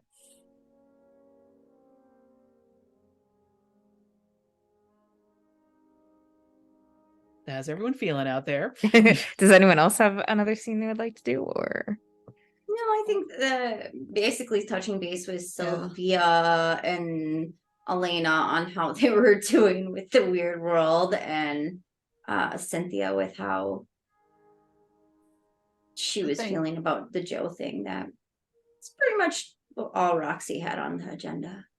Maybe find her school schedule because she might go to school. Yeah, I was tomorrow. about to say the whole Sylvie's back in her room, so she's probably tearing it up, trying to look for anything that shows what she's supposed to do during the week. Yeah, same for Elena. Because it's awkward to ask people where you're supposed to be when you should already know that. Or like clues as to what the hell is going on in this life. I'll say that Roxy can definitely find like a school schedule for Siegel University. Say probably Elena as well. Different departments. You're probably Elena's probably studying astronomy or other natural sciences. Roxy is sports management. And Sylvie doesn't find any sort of school schedule or anything like that, but there's probably at one point as you're looking around the room, one of your parents comes upstairs and asks if you're ready to get to work, and it's probably through some fumbling and everything you are brought to the little like gardening center that the family owns and can do some work there, taking care of the plants and stocking stuff and helping customers and such. I'll probably actually, if I'm working with customers, Sylvie will probably just pry for general knowledge of the world and if anything suspicious has been happening as she's making small talk with customers. As far as the news and everything, it's been like nothing shocking. World War II has been over for a few years now, so a lot of trying to find some sense of normalcy. Concerns. There's still the divide in Germany with the Berlin Wall. There is, I believe the Cold War has already started, or at least the Red Scare and everything is ramping up. So lovely. From our reference points, the typical historical events, which are completely new for everyone in game, but yeah. No mentions of like superheroes or superpowered stuff. And Elena's sorry. I was just gonna say no super weird like occurrences or people appearing in or increases in like transient populations or anything like that don't have homes in Halcyon or anything. Nope, nothing like that. So it's not like there's a serial outbreak of people being pulled into this world. An entire city's population just suddenly has amnesia. No, nothing like that. Sounds good. Elena, do you have something?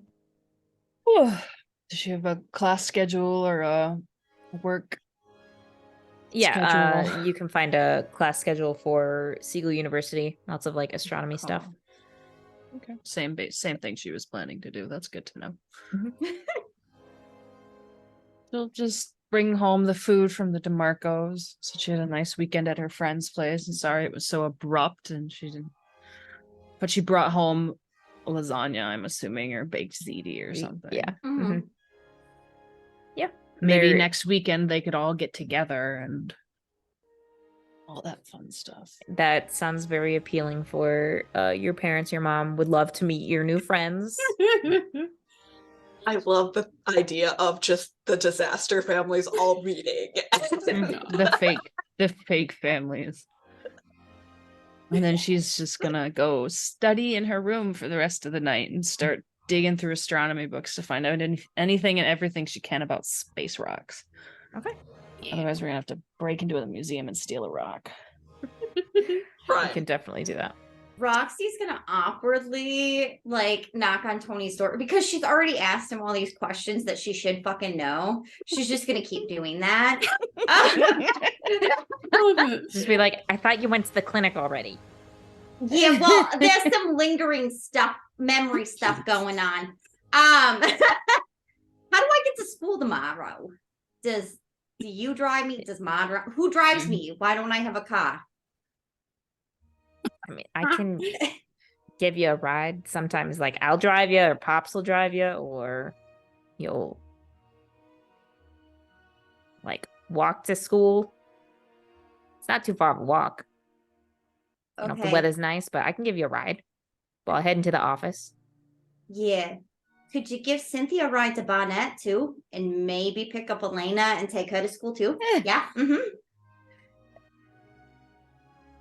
Okay. All right. We're going to have to leave pretty early, though. That's fine. I don't really need that much sleep anymore. Okay.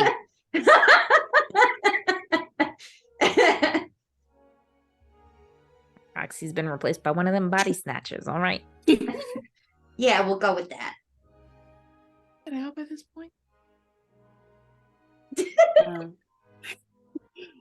I've also got something. Okay. It takes place after because it's the next day. At Barnett Industries. Yeah. More or less, Cynthia is when she's there trying to keep an eye on Catherine and trying to figure out if she's happy. Okay. Catherine is going about some familiar practices with just your experiences, doing what she needs to do to keep the business going and keep track of research and everything. You do very easily pick up because there's absolutely at your work with Barnett a bit of a rapport the two of you have, but here that does not exist. Oh, okay. I guess that makes sense. You're on, like, if you greet her or anything, you're she's definitely like nice and pleasant. She knows who I am. Yes, definitely knows who you are because you're employed there, but there's you're not picking up on anything above the like employee-employer relationship. All right. But she does seem to be enjoying herself and like her work, and you know, has a bit of a smile as she goes about her day. Is this notably different from how she is normally when she's at the lab? I'd say her demeanor here is just overall a little more upbeat. She hasn't had as many experiences that have left her jaded. Hey, that makes sense. And probably around lunchtime, a man comes and brings her lunch, who you recognize to be Mark. I'm not overtly watching them, but kind of just listening, I guess. Yeah. They just kind of like catch up how their days are going, and it's a nice, pleasant conversation there. You get the vibes of a happily married couple.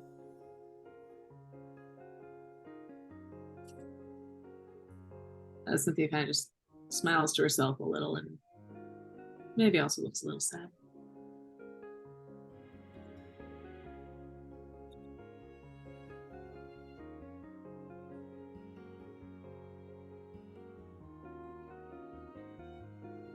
Okay. Is that all you wanted to do? Yeah, that's all I have.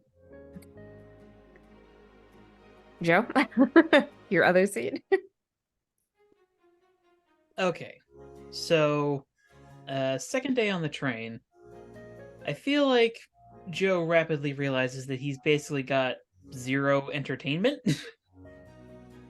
And if he's not distracting himself, he's going to start dwelling again, which he's trying not to do right now because he's just so emotionally not ready to do that. So I feel like he eventually gets a pad of paper and a pencil and basically starts like theory crafting about what could potentially be going on. Okay. And I feel like at a certain point he sort of has a eureka moment. And he starts looking around the cabin for anything he can use to cover up or plug his ears.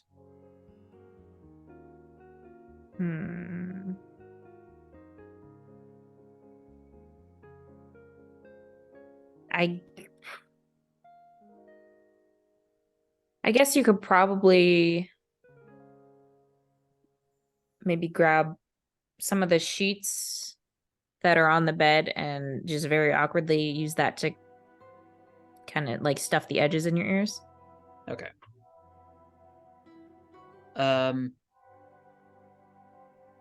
As he's like trying to find stuff, he sort of says to Thistle, okay, how likely do you think it is that we're not actually here?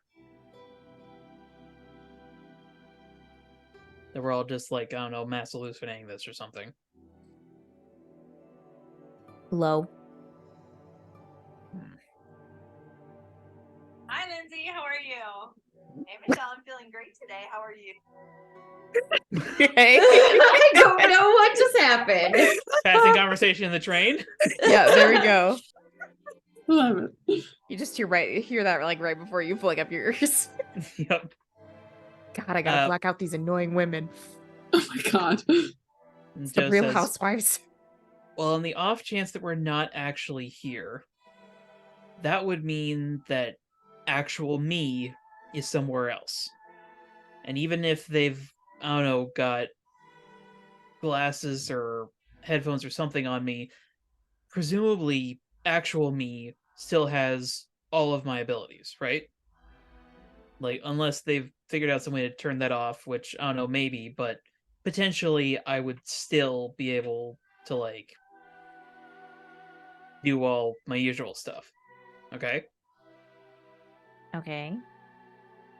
So, if I can figure out how to stop paying attention to this and focus, maybe I can, I don't know, hear or, I don't know, scent where we're actually at.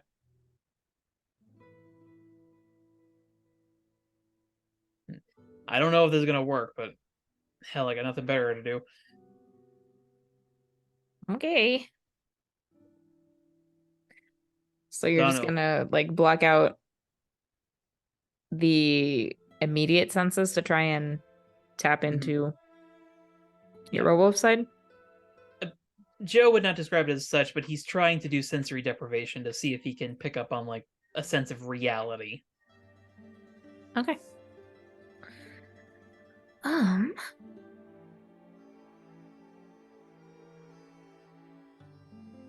Go ahead and are you actually trying to tap into your werewolf side or just like block out immediately what's around you to see if that has some effect?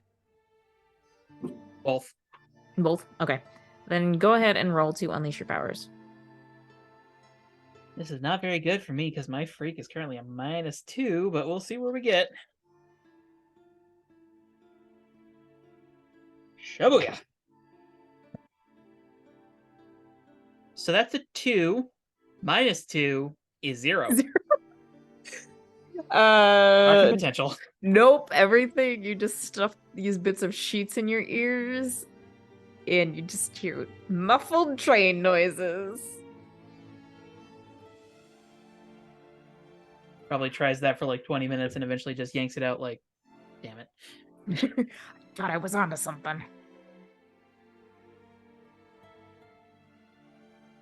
It's gonna make the rest of the team love me by rolling up and being like, I have it figured out, guys. Look at us home. Okay. So we're actually here. Probably. So I guess you know more about this than me. How easy is it to get from like one dimension to another? Depends on your method of travel. If Mm, you're able to easily, or if you're able to if you're able to open portals between one realm of existence to another, it can be fairly easy just to go through. Some people are capable of opening a portal, but it has to be stationary. Others can move between places without using portals, but that's more difficult. no, I think there was definitely a portal. Like it was both their sense that cut off. So reason I ask is, would the guy who took Echo's friend, could they still be here?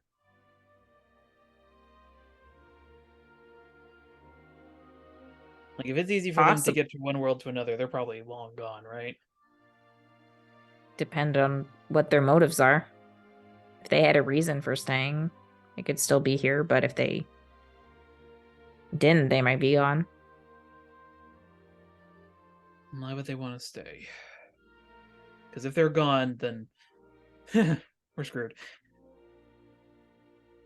But if they're still here for some reason...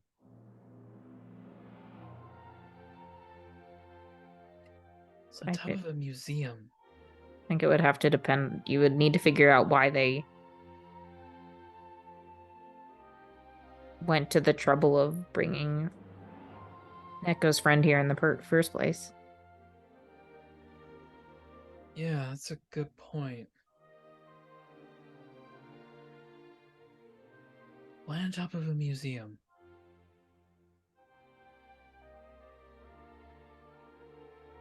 If she is a criminal,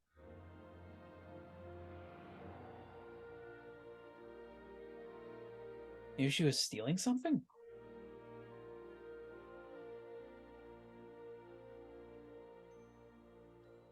If she's stealing something, then... Oh gosh, if this is because of another hero... She was stealing something someone else wanted? That's the better option. I mean, if all heroes have your sort of morals, I can't imagine they would just toss a criminal through a portal to some other world. Some heroes can be pretty rough, but yeah, for the most part. Oh, you don't say.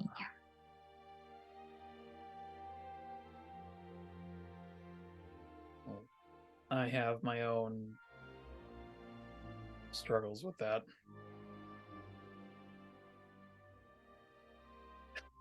But focus in here. So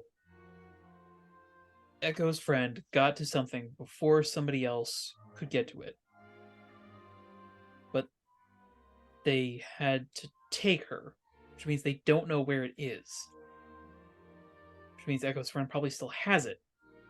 Or put it somewhere.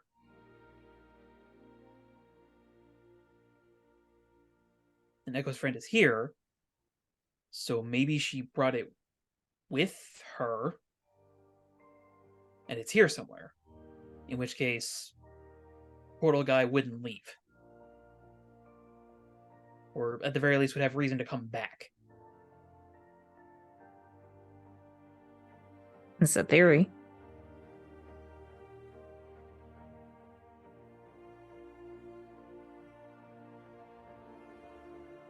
Or maybe Echo's friend...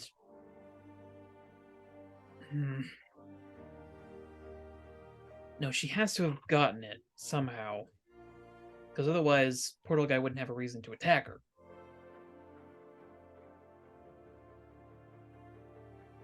So, but if Portal Guy got what they wanted, then we're just screwed. Maybe, maybe No. not. But then why bring her into another world? Why not just kill her?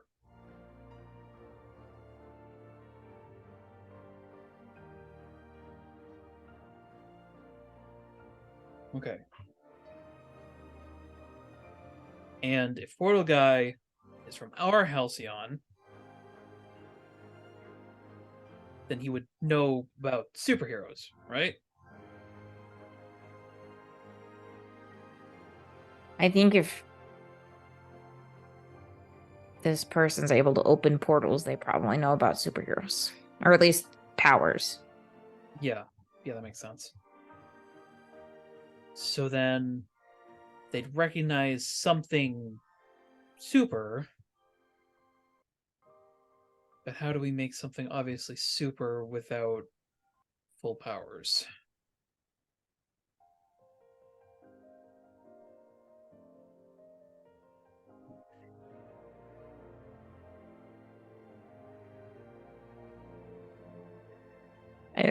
This'll just kind of very nonchalantly puts her hands behind her head and laces her fingers together and leans back on the arm of this chair and stares up at the ceiling as she's been doing. Just says, sounds like a team effort. Yeah.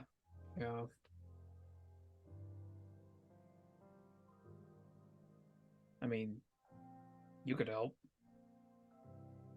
I could. I'm experienced at traveling between dimensions.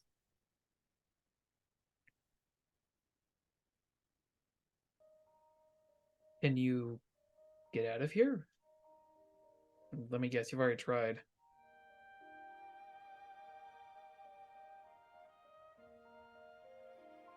I can't move as easily as I would be able to in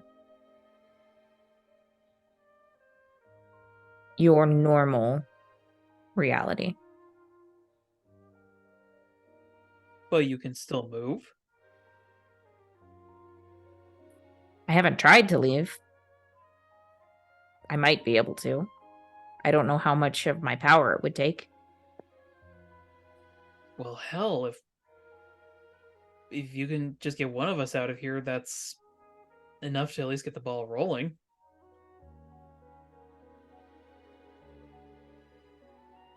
I have to send... Oh, gosh, it'd probably have to be Roxy that gets sent back because she's the one who opened the portal in the first place.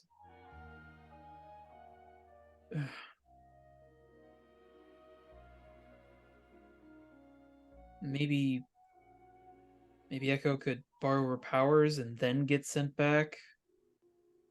But if it holds for that long.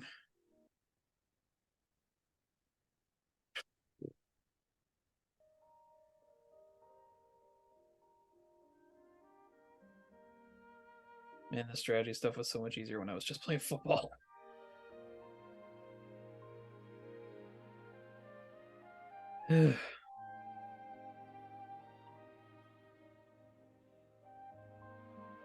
Unless Thistle has something specific left to say, Joe will just spend the remainder of the ride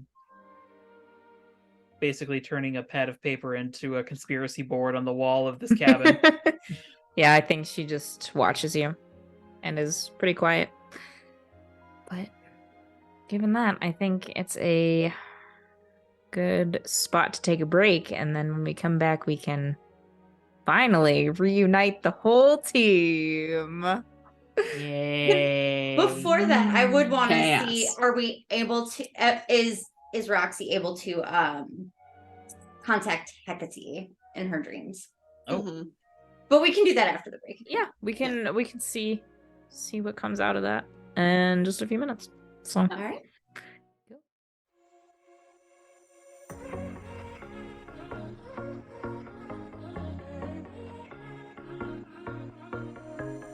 Hey, this might come out as total madness, but just wait. I really need to tell you something. 'Cause I feel alone in a room, surrounded by people. I wanna know if you're feeling it too. Out on the roof, here with you, it all seems so distant. With you, under streetlights, right next to the skyline. With you, yeah. I've been a cynic for so many of my days. Now you just might make a believer out of me. 'Cause you look so pretty in the sunrise, and somehow now everything is alright.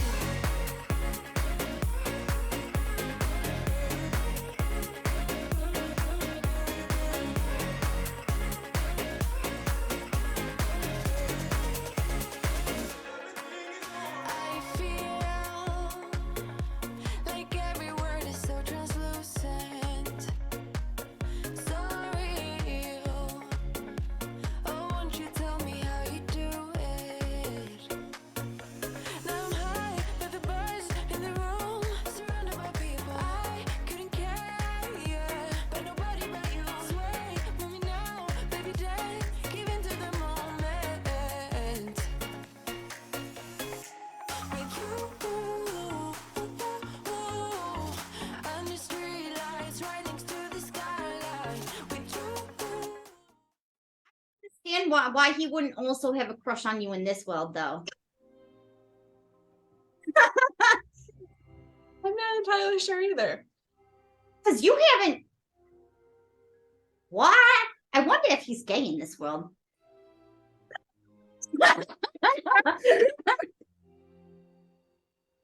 I mean, You can try to see that if he doesn't is. matter, but You can either be gay or a werewolf, not both. The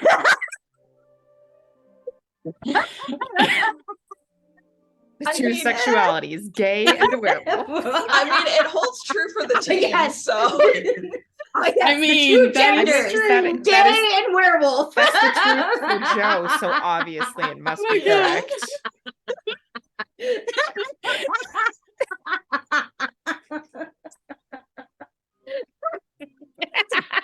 Wait, don't stay in this world. I have a desire to conquer this tic-tac-toe.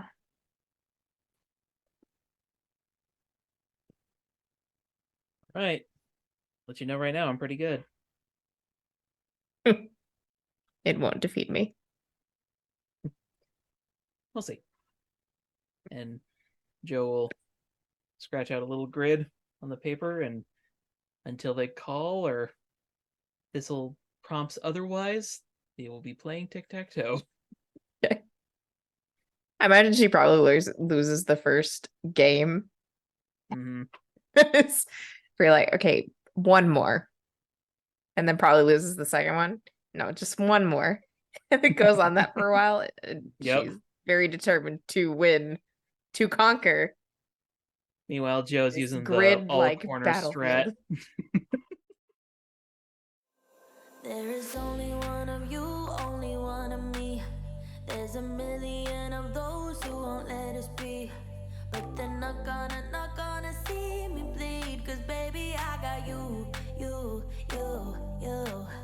I've been beaten to the ground, dragged across the dirt. I've been scared to live 'cause some people never learn.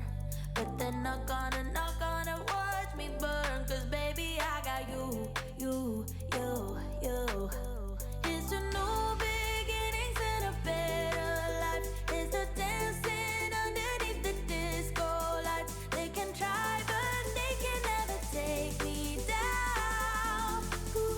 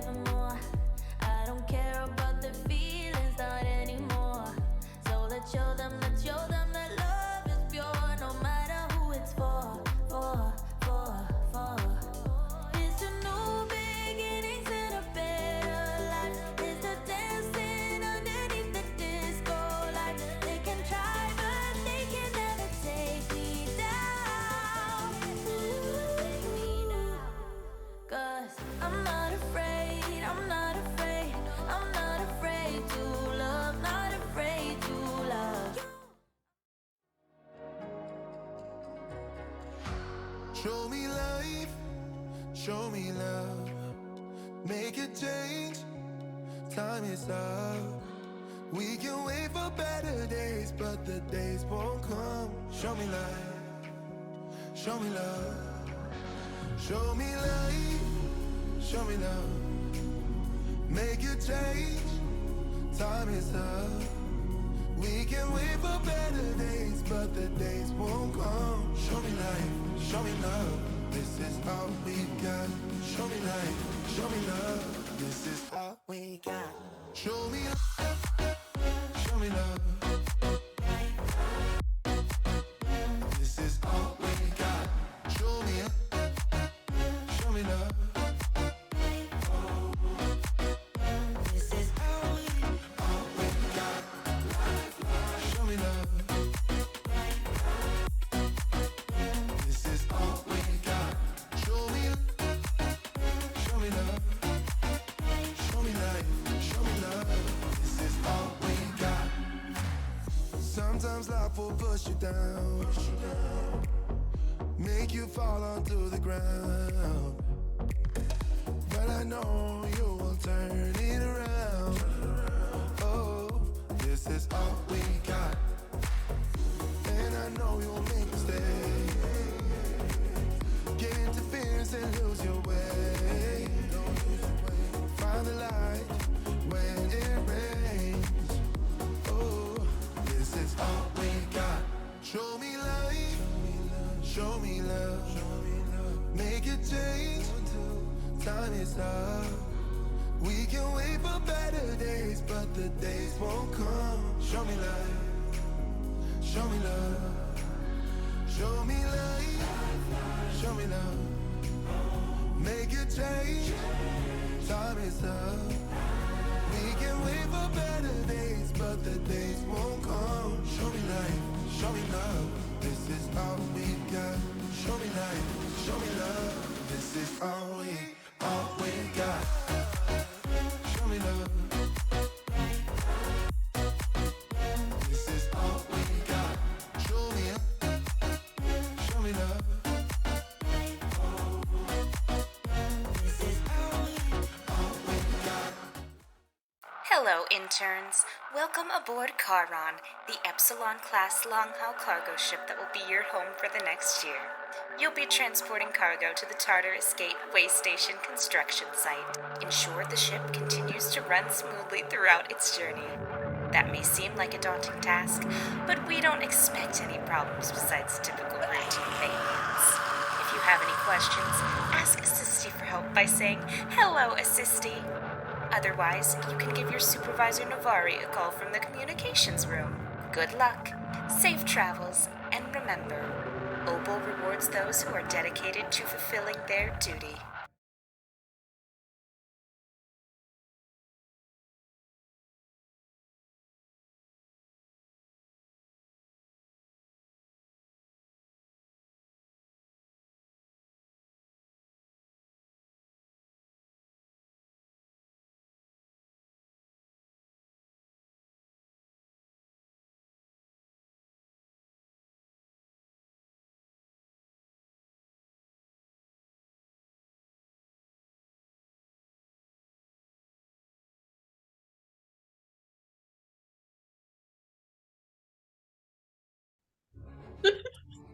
So Roxy wanted to try and mentally connect with Hecate while sleeping. Tell her what blue tastes like. Yep. But I need Sylvie to tell me what blue tastes like first, because I don't know what that tastes like.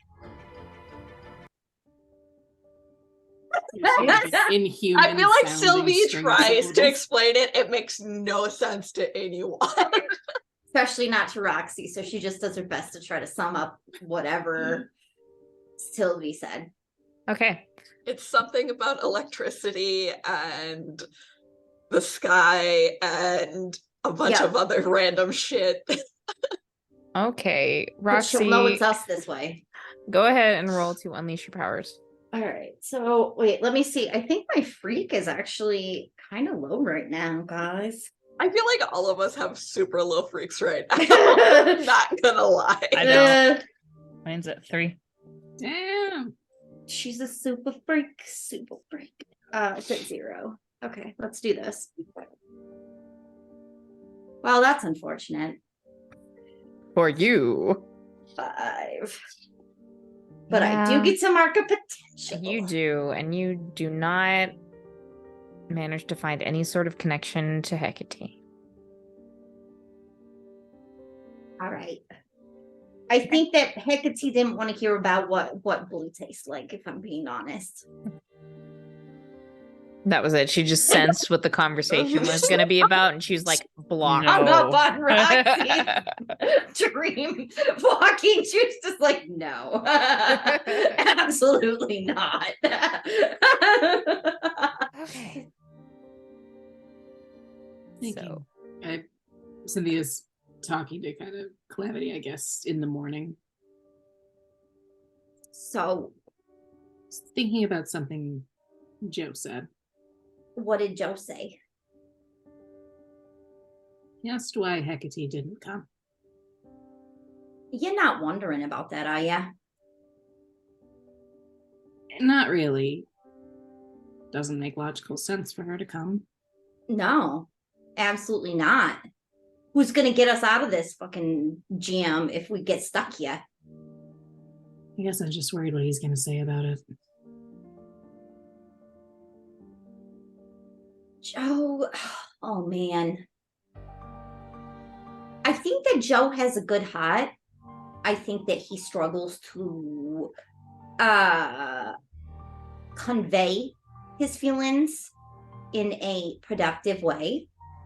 I think that his default is to like worry and then judgment and like correcting your behavior that doesn't really need to be corrected, or like also he really likes to be in charge. I don't know if you've noticed that, but he likes to be in charge.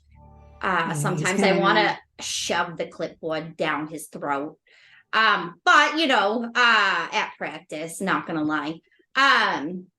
Sometimes I think he wants to be in charge of the team. Yeah, I think so. I don't think everyone trusts him enough, but I think that Joe, I don't know how to put this. I think that Joe is really good in polite society.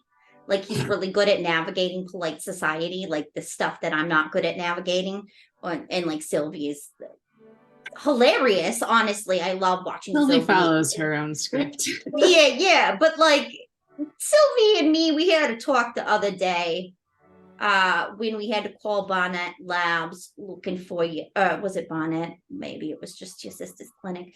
That maybe Elena should talk to them because her and I are not really good at talking to polite society. I mean, Elena's got away with words. She's really good at lying. I don't know if you knew that. But anyways, it's hot. Hot, weirdly enough. Not gonna lie. A little bit hot. I think she could be like a covert spy if she wanted to be. Anyways. Don't dwell too much on that. Moving on.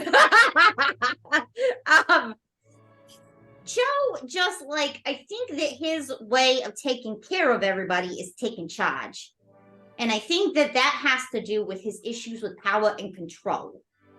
And I don't really know a ton about his childhood, but if I had to guess, Joe probably didn't have a lot of control over situations and so he thinks that he needs to take control and take charge. And in the long run, that's going to fuck him over super hard. And I guess I just get that. Yeah. The need for control. I assume that you would. You know, you had a horrific experience early in life. I don't know how old you were when you went to the camp, but I can't imagine your childhood was peachy keen, depending on when your powers emerged. I mean, I was born with the healing. Well then, yeah. Went to the camp around 7, 8. That's pretty young, you know? Yeah. And that's I mean, even whatever happened to me, I don't really remember all of it, like I said, but like I was mostly an adult. I was an adult legally, I guess, I suppose. But does it bother you that you don't remember? no, sometimes I think it's better that I don't remember. That's fair. I think I'd like to not remember things. Yeah. I don't have to go to the doctor anymore, so that kind of solves that problem because I don't like to go to the doctor. That's valid. And I get a little bit iffy around like being poked with needles and stuff. Things like that. Needles suck. They cause me a little bit. Well, it's not a pleasant experience, anyways. But like, I think that maybe something happened that caused a little anxiety. But I don't think too hard about it. Just because I don't know what'll happen. I get you. Sometimes it's better not to know. No, that's fair. And for what it's worth, glad it's not bothering you. Not too much. That was the first dream I had in a long time, and I don't really think about it too much. This is what my life is now, and I don't really question that too much. I think that Joe questions everything a lot, like everything, and I think it bothers him when he can't understand things. That's fair. He does seem to be kind of uncomfortable with Sylvie in general. Yeah. Mystery wrapped in an enigma, wrapped in glitter. Yeah, but I mean, I think that you just, I always Grandpa Les taught me that you should approach things with curiosity. That's why I like to ask Sylvie a lot of questions about stuff, because I just want to know. And also, the answers are usually fun, if not fun, at least interesting. Yeah, no, it's fascinating, right? Yeah. But you can't really use like, okay, I'm gonna just ruin this word, but Grandpa Les tried to tell me what it is. It's called ethnocentric something. Ethnocentric? Yeah. So it's where you can't really measure other people's like that grew up in different ways from you, from your own perspective. Like you're not the measuring stick that everything is compared to as right or wrong. Your measuring stick isn't the epitome of value. Like everybody has different values, and one isn't necessarily better than the other. You know what I'm saying? I know what you're saying, but I'm not saying he's doing like a racist way, but maybe a speciest way. I don't know. I'm not really sure what you know what? It doesn't matter. I just think that he grew up in his world experience is one way, and I don't think that he is always able to get out of that way of looking at the world. That's fair. Which can be tough. Also, he may or may not sometimes thinks he knows better than other people about things. something running off by yourself into enemy territory. Something making assumptions about what people need, whatever. Well, the reunion will be interesting, if nothing else. Well, I hope that we all work it out. Joe has a good heart. He's a very, very caring person. I just think that he really struggles. And also, I think that even Sylvie really fits. Like, we all, like, work together really well and support each other. And, like, the rest of us just sort of accept Sylvie for who she is. And, I've learned to not ask questions unless I really want to know the answer. I like to ask all the questions, but that's because I just don't judge, That's fair, but there are certain ethical lines according to human ethics I have to follow. So if those are being broken, I'd rather not know. Sometimes I think about that though, like where did the ethics come from? Who decided about the ethics? Who decides what's ethical and what's not ethical? And like so like for example, like our ideas of what professionalism is, right? It was almost exclusively based on the standards of white, cis, hetero, middle-aged men. And so that's their idea of what professional is. And so they made these rules about what professionalism is. But is that really the best way to do things? Maybe that's the best way to interact with that population, but they're not the whole population. So I'm just saying. That went in a direction I was not expecting, but valid. Sometimes the things I think about when I'm alone. Your brain fascinates me. Who decides what's good and what's bad? Is anything inherently bad or good?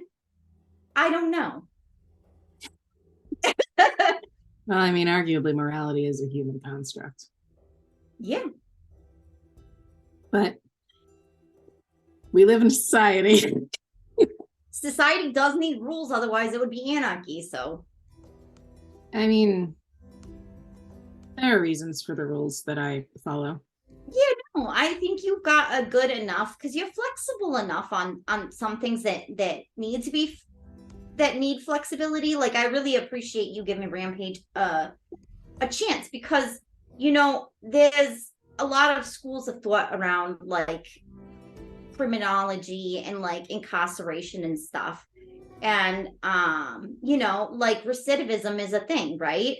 So like if you incarcerate somebody, they're more likely to reoffend than, and I guess I just have a belief in more of a restorative justice approach where, instead of incarcerating and punishing somebody, helping them make the person whole and develop empathy for them, I think Joe's argument was that locking her up would be safer for everybody, but probably not in the long Would term. it though? Yeah. No, she'd just break out again. Yeah, I mean, that's the thing, because if she breaks out, then she's 10 times more mad. No, I appreciate what you did with the outreach to her, and I'm glad that she seems to have taken the offer at least. Yeah, well, it's always better if you can talk it out than, and she's got a lot of trauma from what she had to go through. So it's like, I understand that. It's just like how I want to destroy all of the people horribly and slowly dismember the people who put you in the camp, I'm just saying. If I knew who they were, I'd tell you. It's fine. I don't know if I'd actually dismember them, but like, I have thoughts about it. I'm not gonna lie. I'm pretty sure Sylvie has a wood chipper. Just saying. I very, very much appreciate the thought, but Hakete's really serious about the no killing thing. No, and I know. I want to work with her. I gotta stick to those rules. Yeah. Yep. But we can still kill people if it's like life or death, right? I'm not saying I want to. I've never killed anybody, and I've never almost killed anybody. But it's just only if it's the only option. But those situations are always hard to judge. Yeah. I don't know. I've never had to kill anybody. I don't know what I would feel about it. If I could. Could, if I was protecting somebody I love. I'm pretty confident that I could but I think that I would be really sad about it for a little bit. I think that's fair. Needs of the many, I guess. Sometimes you have to make shitty decisions that you gotta live with. But, you have to decide what you can and can't live without. That's fair. And there are things in this world that I won't live without. So garlic bread. That's yes. I know it's you. Absolutely. No, I know. I mean, garlic bread is important, but I would give it up if I had to. Only if you had to. Only if I had to. It would have to be really dire circumstances. Garlic bread's a way of life. It is. It's garlic bread till I'm dead.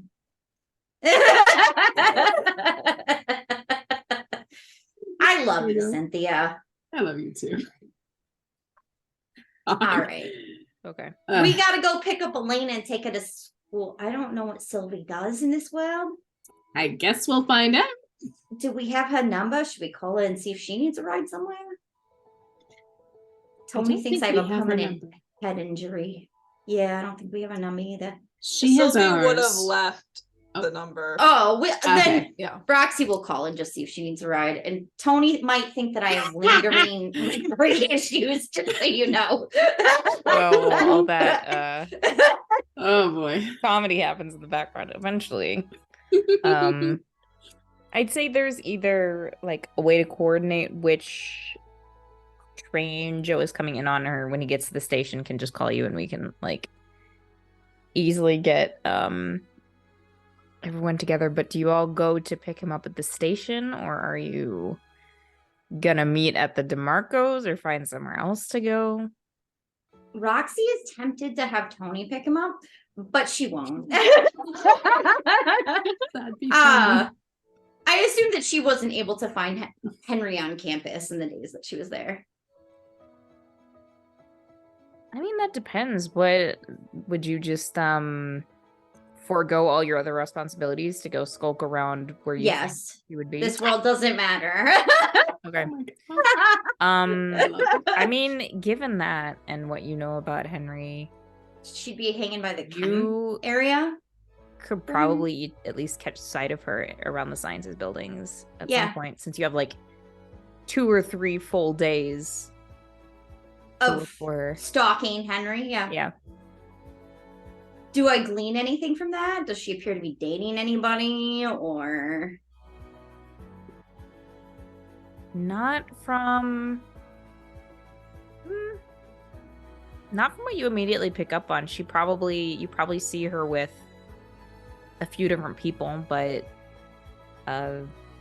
they're usually just like walking along and chatting. You don't see her holding hands with anyone or like doing any PDA on that level. So it's possible it could be someone, but you're not sure.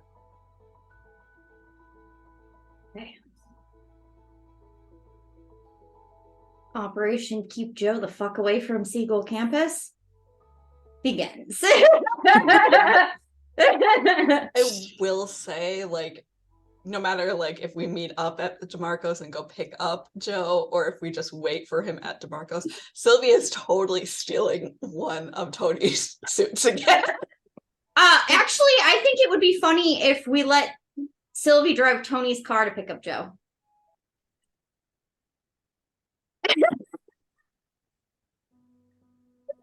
I'm not sure he'd let her.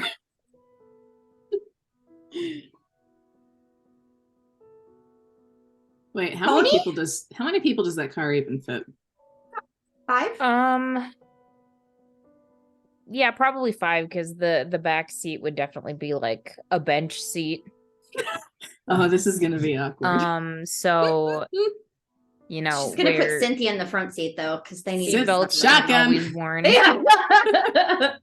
So She'll sit in the middle of the back seat and just help Sylvie shift. Like show her how to shift the gears correctly. Between the two of us, we can probably make sure the car isn't completely destroyed. Yeah. Okay.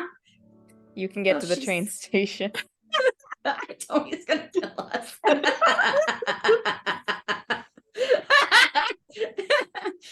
Not only did your friend ruin my car, but she's stealing all of my clothes.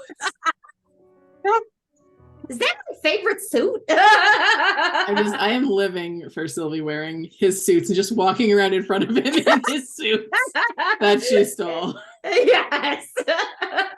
Every morning just wakes up, walks into his room, and he's like, the fuck? Puts on the suit. I was gonna wear that today. God.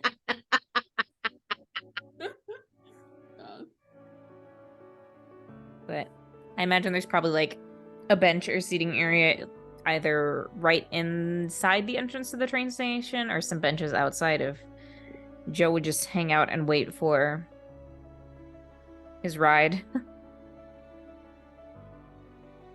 Seated there. Reach off with the slam of the brakes. Oh my God.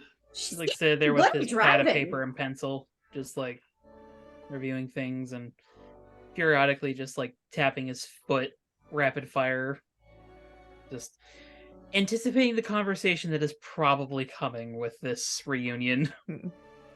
Thistle is invisible, but she's probably like either hovering next to you, or so you probably catch just like the faintest sound of insect wings, or is like just chilling on your shoulder. Roxy will. Do you want me to go in and get him? Yeah. Okay. You guys stay here, and I'll just go get him. She Sylvie slides does actually out. remember how to park a car this time versus just noping out of it. Yeah, Roxy's telling you how proud she is that you're getting so much better at driving. You're doing so good. A skill that will never be used again out of this No, dimension. absolutely not. That's why Roxy keeps letting her drive in this world. She'll never get the opportunity again. If anything, it's been good practice for her to learn how to drive. Maybe we can create her something. I don't know. Anyways, I mean, could probably get a secondhand car. Keep it going. we could see. Well, yeah, for sure. We could do that. How much we destroy. See what weird stuff she does to it. That would be kind of I fun. mean, think of it as like a consistent, like, fix it up sort of project. Yeah. I think we Except could the do that. fixes are for really weird shit. Like, why does the glove box produce fish? We don't know. Where are they coming from? A mystery. I like it. I like this. This is a good idea. Between me and you, I think we can keep fixing the car. All right. She goes in. Hey, Joe. Hey. How you doing? She'll just like put she'll jump up to give him a hug because he's like a foot and like 5 inches taller than her. The frantic doing? sound of wings as Thistle gets out of the way. Where's your little friend? She's around. All right. Do you need help carrying your stuff? No, it's just he just lifts like one gym bag. Ah, all right. Sorry if I smell. I didn't bring enough clothes. I don't got super smell. We'll get you to the house and we'll get you washed up. I'll have to explain to my mom and pa why this random guy now is staying with us, but that's fine. It'll be fine. Borrow more of Tony's suits.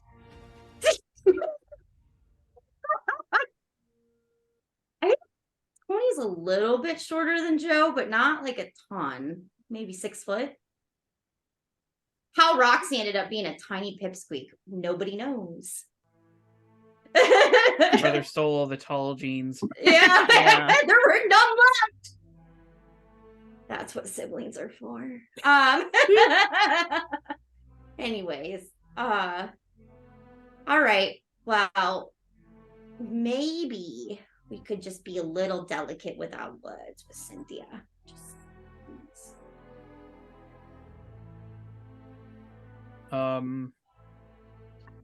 Where's her friend? Is she? Her friend's at a clinic. So she's like hurt in here? Yeah, she's like unconscious. Oh. Y'all had just said that you'd found her. I didn't. She was at Cynthia's imaginary sister's clinic. I don't really know. Okay. Any luck with the other guy? What other guy? The other guy who was on the roof? Yeah, I'm pretty sure he put us in this world and he's feeding on us. I'm pretty sure he's some sort of mutant parasite or like superpowered parasite. Okay, but have you guys been looking for him? Well, I don't think he would be in his own world, would he? Why wouldn't he be? It's perfect hideaway. Because it's a brain world. Our bodies are somewhere else, Joe. But if her friend's still hurt, then our bodies are pretty clearly here. No, I think that like when your body's hurt outside, then your brain believes that you're hurt, and then you're hurt in this world. What? When you die in the game, you die in real life. Yes. Don't die in this world, Joe. Wasn't planning on it. That's good. Sylvie's driving, by the way. Just gets into throws your bag in the back, then gets in the car. You will die in the game. So, like, how is this set up? Because, like, yes, there's room for 5 people in this car, but Joe's like a person and a half. So I imagine Elena's behind Sylvie. Sylvie's in the front seat. Then we've got Cynthia. Then Roxy's in the back seat in the middle so that she can help reach forward and help Sylvie like with the shifting of the Joe's gears. like stuff behind Cynthia. And then Joe is behind Cynthia. Stuff behind Cynthia, it's not knees up because to his Roxy chest. did not wanted you two not to be able to face each other at all. That is not at all why Roxy did this. Definitely not. I do feel like Joe opens the door and sort of like maybe accidentally makes eye contact with Elena and then just like looks away. She just waves at him. I love Elena so much. Cynthia Just may or may kinda- not also have an emotional support golden retriever on her lap. Yeah, Well driving. driving. The lab is Yeah. just on the center console between Sylvie and Cynthia. Hi, guys. Surprise! This is How was the You wanna train? The train's here. Oh, this is the 50s. The train's here. How was the train? The nice ride. yeah, Into that, I guess. that's good. Starts like folding himself into the car. Yeah, I imagine he's like. Luckily, Roxy's small, so like, you know, I'm and picturing Elena, and Elena, who's like maybe I think Elena's medium height. Or how tall is Elena? she's 5'3". She's a Okay, little so- bit taller than She's still- the rest on of the shorter end, and then Roxy, who's just super tiny, and then Yeah. Joe. Joe. Yeah. And as Joe is folding himself into the car, the yellow lab turns around and starts like frantically sniffing the air and then starts like trying to climb Oh, into no. the back seat Oh no, and is what like is the dog? sniffing around. Toby, don't. No, Toby. Wait, what? That's- Why the what? That's the the dog? stag name for a dog, Toby. The stag's a dog? in this world. And Toby is still like got front legs over the back seat, back legs up, trying to Toby, I scramble have to over help Sylvie drive. Get up this there. divider. It's just- Elena's gonna I keep imagine it's summoning like trying Toby. to crawl over Roxy to get to Joe. no, he's not going for Joe. Oh. There's another This dog. entity in Yeah. here. He's Oh. sniffing around and like his attention gets caught and he barks, which is very loud inside the car. Mhm, mhm. And then Toby. Toby, sit. he hesitates but doesn't listen and will bark again and like keep trying to dart around to this very crammed back seat. Yeah, I forgot we had a whole other person in here too. Forgot about that. No. There's Please just don't die. and I think this Oh, sorry. I think Toby kind of like Ugh. lunges across Roxy towards Elena, and then his attention diverts again back towards the front seat, and you all just hear this voice say, "Could you calm the hound?" Before this little 12-inch tall girl appears on the dashboard of the car. Oh. Joe finally struggles a hand onto like the dog's collar and he just says, "Oh, sorry, Thistle. Apparently this is Sylvie's bike." /stag.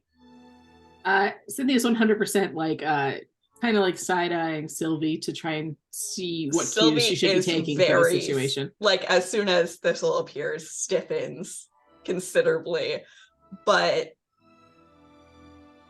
And the car's in park, but her foot definitely lands on the accelerator for a bit. Whoa! The engine! Sylvie! I All was right. hoping to have more proper introduction than that, but Roxy will reach out her hand and say, "Hi, I'm Roxy DeMarco. Nice to meet you. What should I call you?"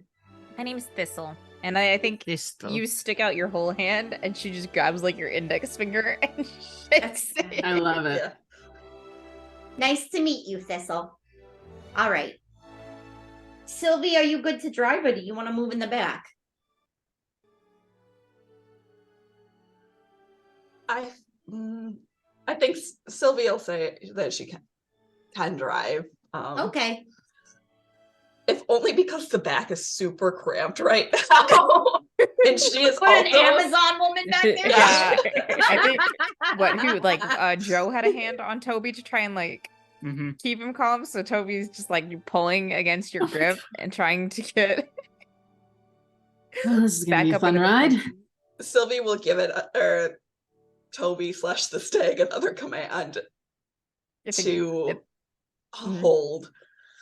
Yeah, I think at this point he whimpers and will sit down in the back. Like he's kind of ended up in like Joe's lap. What little space there is. Yeah. That's good. More barriers between you and Sylvia. All And right. then Thistle will walk over to the edge of the dashboard on Cynthia's side and just kind of like tuck herself in the corner and just like sit down. I really hope we don't get pulled over like this. This is a hot mess. Well, the longer we wait here, the higher the likelihood. So we should probably Yeah, let's hit the road. Sylvie will do her best to drive with Roxy's assistance back Yeah. to the DeMarco. Sylvie's getting pretty good at this. We've let her drive a lot in this world. You can get back there with a lot of probably like hiccups and starts and stops, but you get Yep. back there. And then as you're pulling It's into the less drive, than the first day, though. It is improving. yeah. As you're pulling into the driveway, Thistle will turn invisible. All right, that's good because I don't want to explain a sprite in my house to my ma. I mean, she probably feed you. I believe that He seems really chill. Yeah, my parents are pretty chill. Uncle Polly is for the most part too. They're really non-judgmental as a family. I feel like they just don't really judge anybody at all. This is also a world without the usual halcyon weird, so let's maybe temper expectations here. I don't know. We've been hanging out here for a few days, and my mom seems pretty cool. Well, it's one thing We to haven't have used powers. people We over don't to have sleep. powers. Yeah. Well, kind of. It's fine. Let's just get inside. Let's get inside, get set up.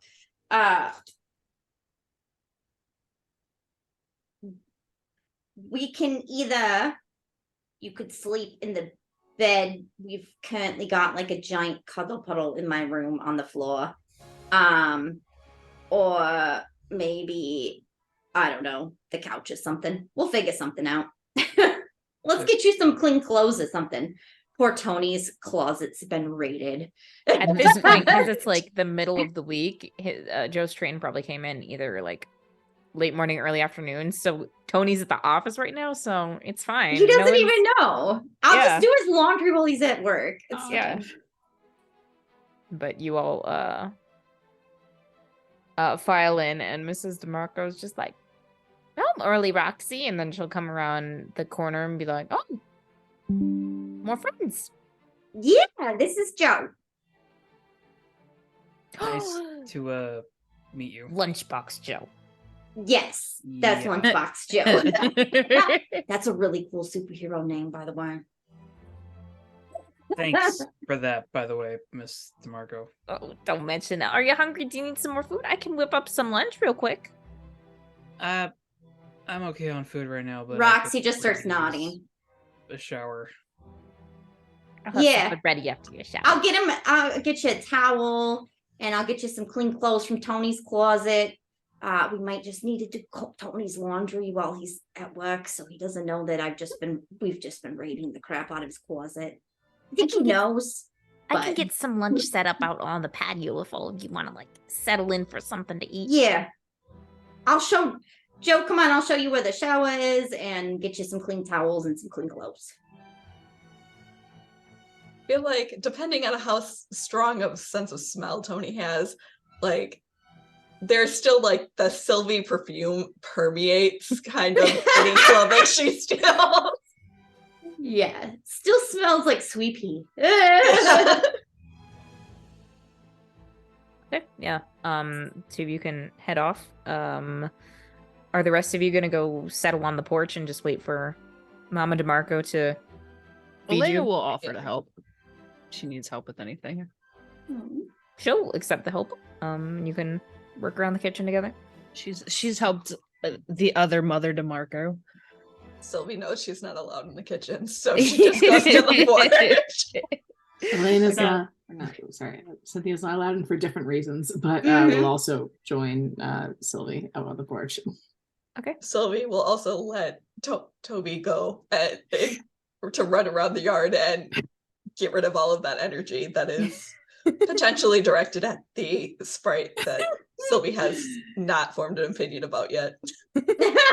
Yeah, you let him go outside, and he definitely sniffs the air again, but does go and kind of like explore the yard a little bit.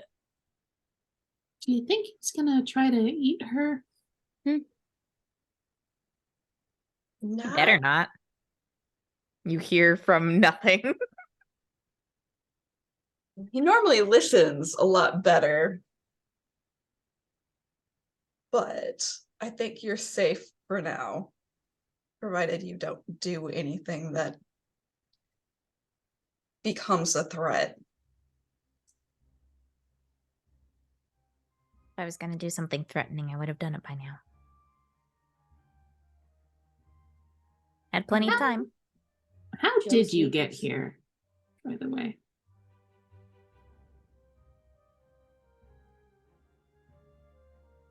Through the helpful little portal in Sylvie's closet.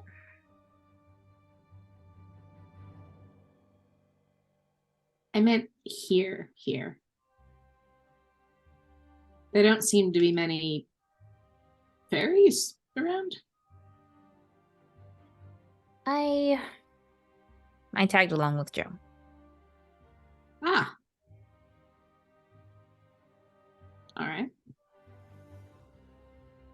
Interesting. You still seem to retain a magical nature despite this world being what it is. Do you have any idea why?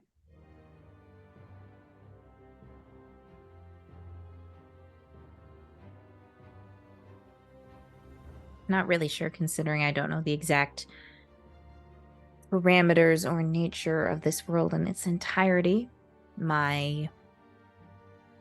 Considering what your stag has turned into, my best guess is that there was no reasonable equivalent as to what I am. Suppose that makes sense. Can Sylvie roll? I know it's incredibly hard here, but to compare her, the stag, and Thistle biologically with her powers to try and analyze them. Sure. You can roll to unleash your powers. This is why having a stag back is nice.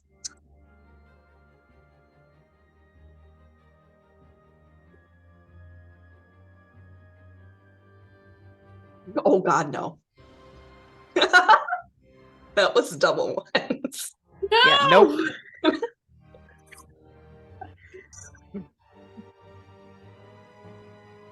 Goes nowhere. My dice need to be bathed in salt water. It's fine. I feel like all of your dice does because everyone is rolling so poorly.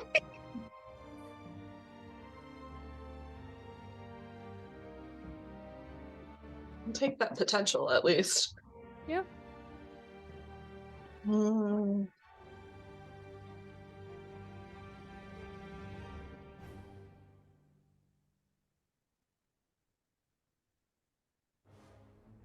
How long have you been here?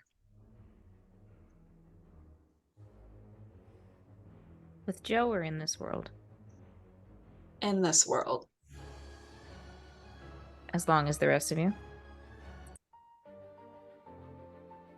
Oh, dang it. No, that was not what I meant. I forgot we're in a different world. Yep. Frickin'. Forgot now I'm dealing with fairies, so I actually have to watch how I phrase things on top of everything else.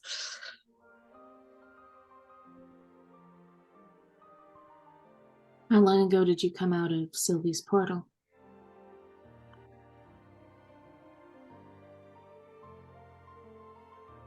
Near the beginning of your summer. So a while then. Yes. Cynthia makes a mental note to definitely upgrade security, because what the fuck? What brought the portal to your attention? You did. When I went home. Correct.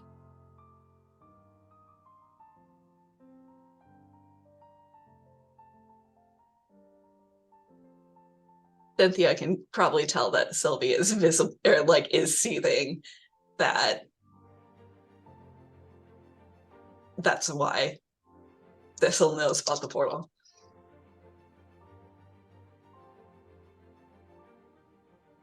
Why did you come through it?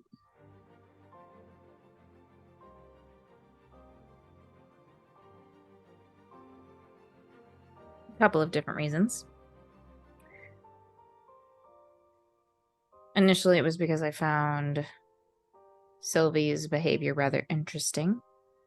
But I was also in need. I am also in need of a skilled warrior.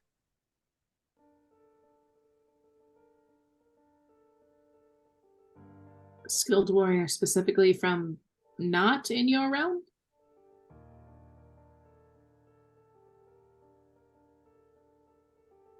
Our resources are limited, and I know that other beings exist that are powerful, so I expanded my horizons.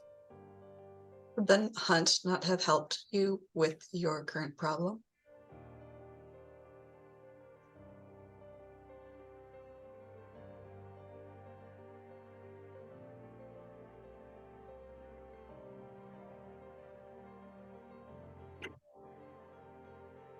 Things probably would have gotten complicated.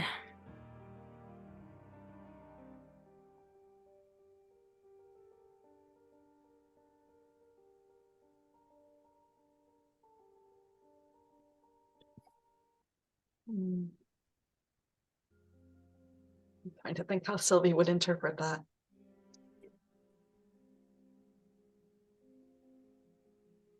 So I would just like to reiterate that you are basically talking to Air right now because she's still invisible. But Good thing there's two of you out here. it would never have crossed Sylvie's mind that she's just talking to Air. I figure they're probably at least angled towards each other, so as long as nobody's actually listening, it looks like they're talking to one another. Yeah. Thistle is just aware of Mrs. DeMarco. It's fine.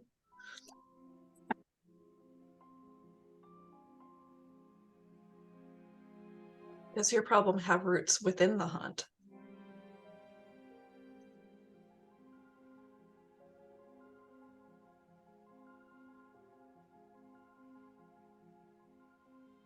Not solely. But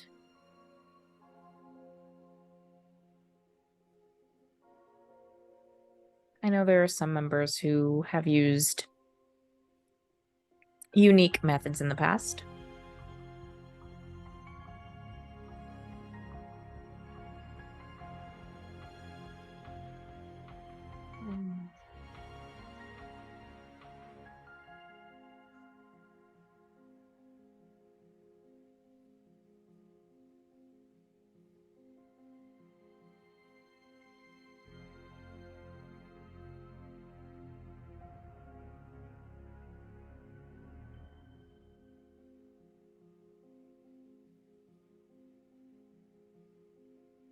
And then Mrs. DeMarco comes out the door. Yeah, I'm just trying to think what I want to ask, and I don't And have any sets other down, questions. Drinks and food.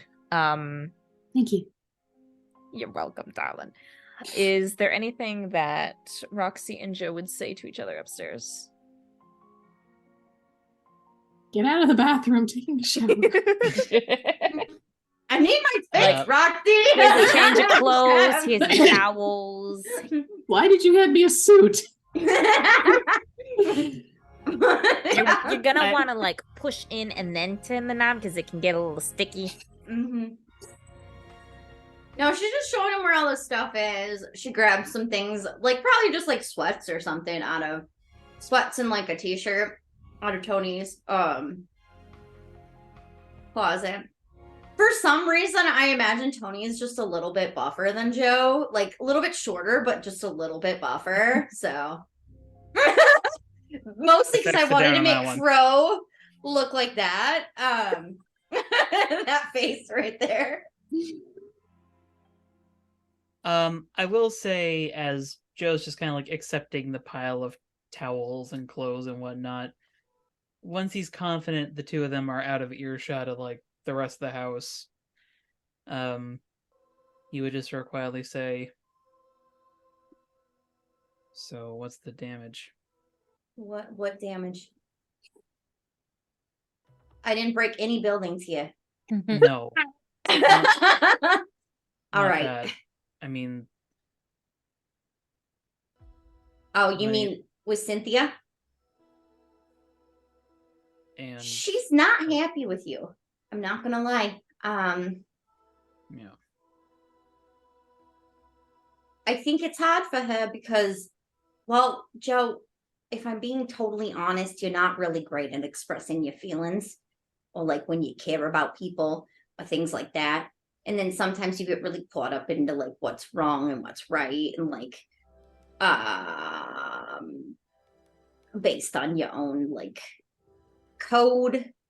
I don't really know how to explain this, but like in a very nice way, because I could explain it to you really clearly, but I'm not sure you want to hear all that.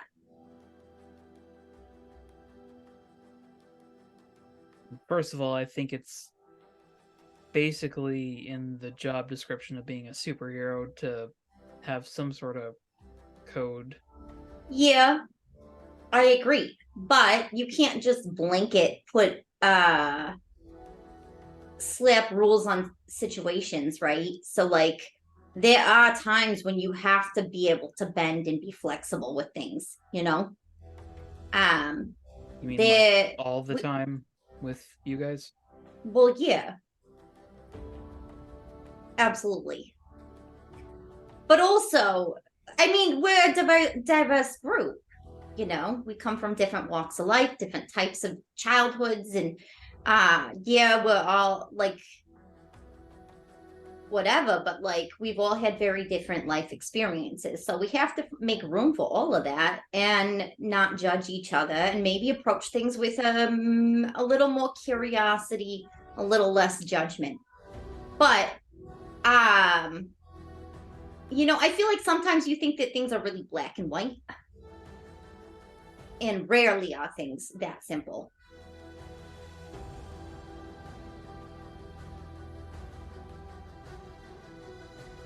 You know?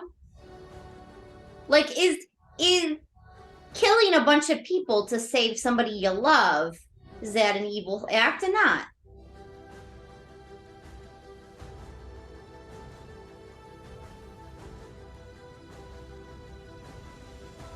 He turns and walks to the shower. Wasted. I just need to walk away from this conversation. Brain hurt. No, it's not that. He's just got a dead, tired expression as he just turns away. You can have a peaceful shower, get some respite after everything, and eventually finish up, get cleaned up, and everyone can reconvene on the porch where there's a very large lunch spread that's been set out and a nice big pitcher of sweet tea. Sylvie has begrudgingly prepped a small plate for Thistle and put it to the side out of Mama DeMarco's view. Oh, that's so cute. Roxy will have prepped a plate with just like mounds of food on it for Joe. She knows he eats a reasonable amount of food for a human, so. Yeah, he barely touches it. Elena has her plate sitting there, probably with one of the astronomy books about meteorites or something. Ooh. Cynthia eats a normal amount. Roxy eats what's normal for her.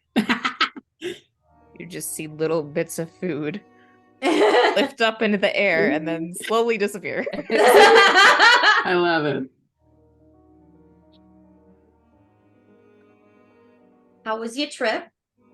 You look tired. You need a nap, Joe. I need a lot of things. Getting out here's the first one. And he lays out the like now loose sheets of notepad. Oh, this is like a chalkboard at the penthouse. Kinda, yeah, I guess. Okay. Best me and Thistle have been able to figure out we're actually here, wherever here is. So It's inside the brain world of the parasite man. no. I don't know Rox. that for sure. I mean, I'm saying that it's not a bad theory. Like, it totally could be real. There's some, so yes, there are a few theories that could be real. We need to consider all of them. You're right. I just have chosen the one that I think is most likely, but I respect that everybody has different opinions on what is the most likely situation. Well, I tried to get out on the way here. I tried to block everything out and focus on real me. It didn't work. So I think I'm actually here. Joe, I love you. Let me start by saying that. But also, you're not the most focused person. Why don't we try after we eat? Why don't we try group focus? So we could all hold hands like seance circle. We all hold hands and think I very like that. hard about our powers. Yeah. Sylvie has 3 new people. Can she check them for tethers? Ooh. People. Does the stag have a tether? Yeah, does the stag also have a tether? I hadn't considered this. Yes, looking at everyone who is here, you can see that everyone has a tether, including the stag and Thistle. Second question. Where does Joe's tether point? Back towards Arizona? Or where I would know Arizona is, or does it point in a different direction? We looked at some maps, so I think you probably know. Yeah.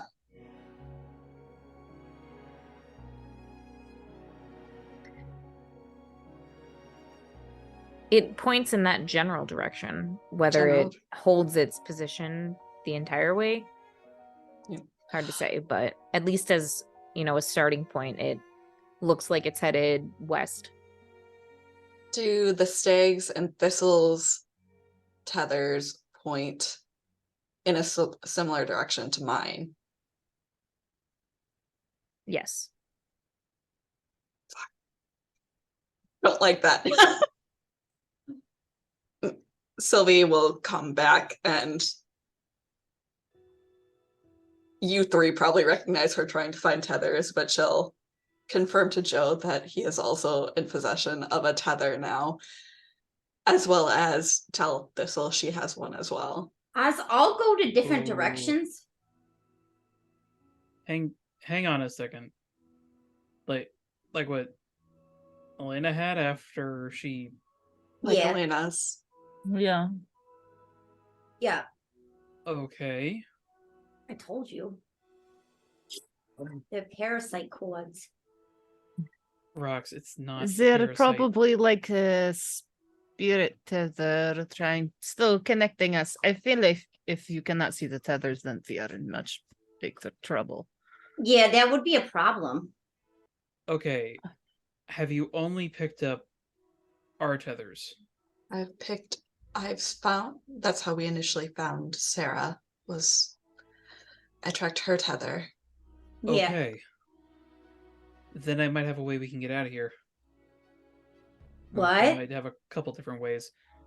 Me and Thistle were talking it over on the right here.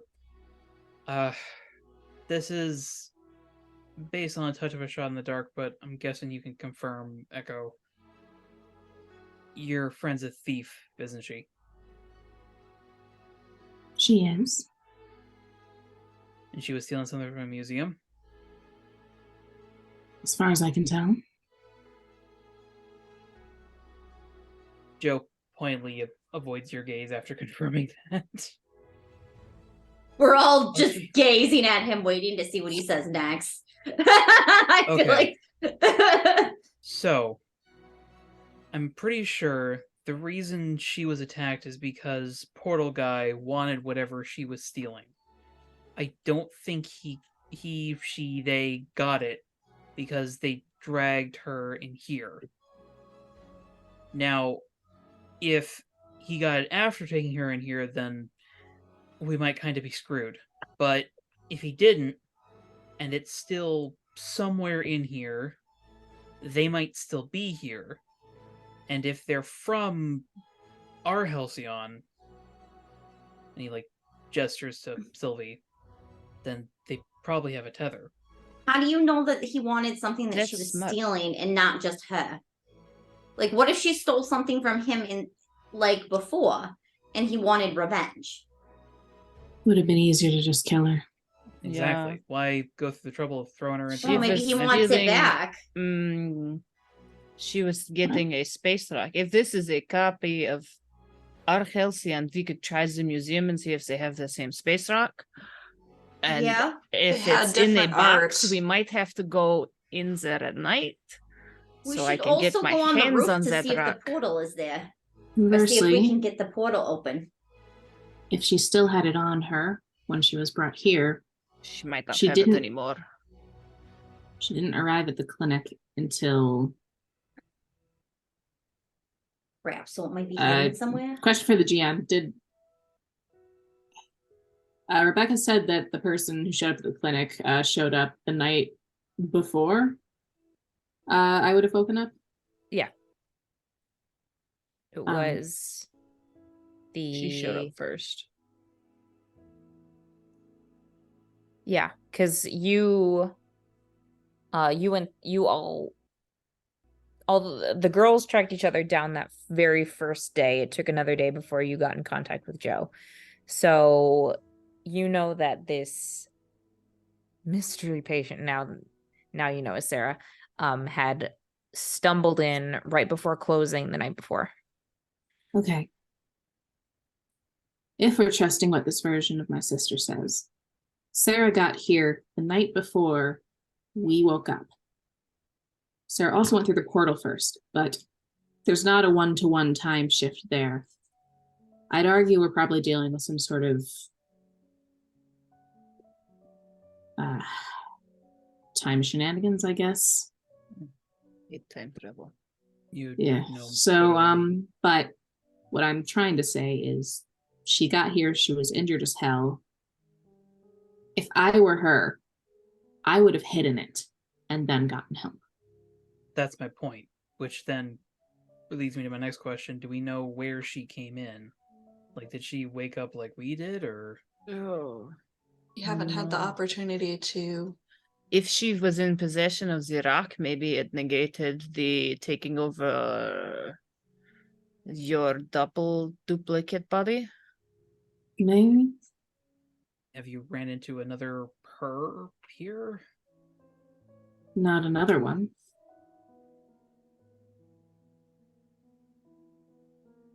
She's unconscious.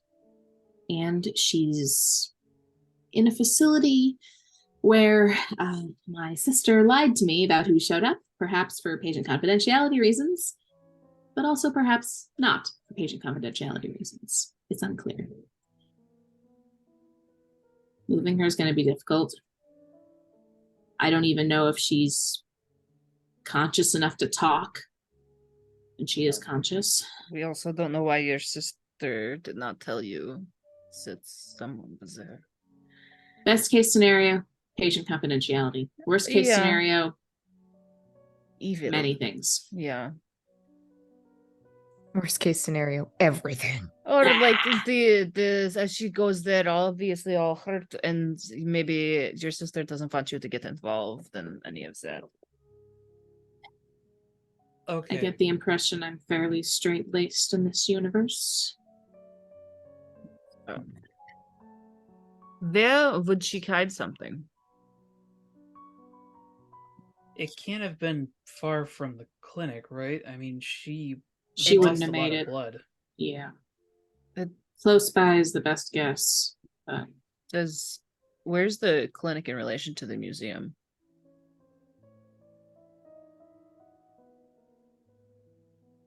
There, it's several streets apart. So it would have been like not right down the block or one street over. It Mhm. still would have been a little bit of a walk. So she goes through and end up at museum. Maybe she dropped it off somewhere on the way. Because we went through and ended up in body doubles. Well, it what? seems like the most likely. Sorry. Is she awake yet? I mean, like, it's been a few days. What has it been? 3 days we've waited for Joe since we broke into your sister's clinic. Maybe she's awake. If she is, she either can't call, hasn't called, or someone found the note. Took it. That's a good point. What if we should scope out the museum first. I'd like to see if the portal is still there. Or like at least check for it to see if we could just go through it and get out of here, and then we, and if it's still there, then we can go get it and I don't know, deal with all this stuff. I'm not sure it would be there since we all woke up, presumably in our counterparts' bodies. I don't know. This might be a weird universe, like Elena said, where we can't both exist in the same universe. Seems but likely. if she had some kind of powerful thing, assuming the space rock has some kind of power. I don't know. I still work at the place where I work.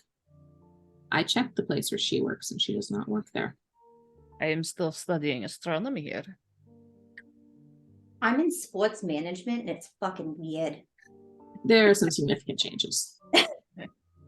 Also, I wear a lot of polos. This is fucking weird. So we're all wearing my polos, like Except for Sylvie. Lena has her own. Who's in a dude? I imagine I Joe love looks at it. us and is just like, okay, whatever. Elena probably has less bougie clothing. Yeah. We won't talk about my living situation here. So, and maybe Cynthia's parents are nice here. We're not sure. I think that checking the path between the museum and the clinic is a good first step.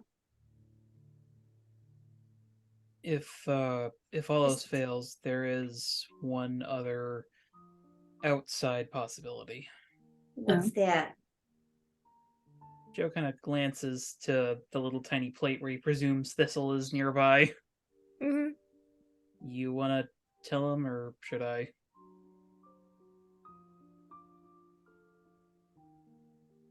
She just sighs a little bit and says, I might be able to scrounge up enough of my power to get back. By yourself or with all of us? I'm not sure.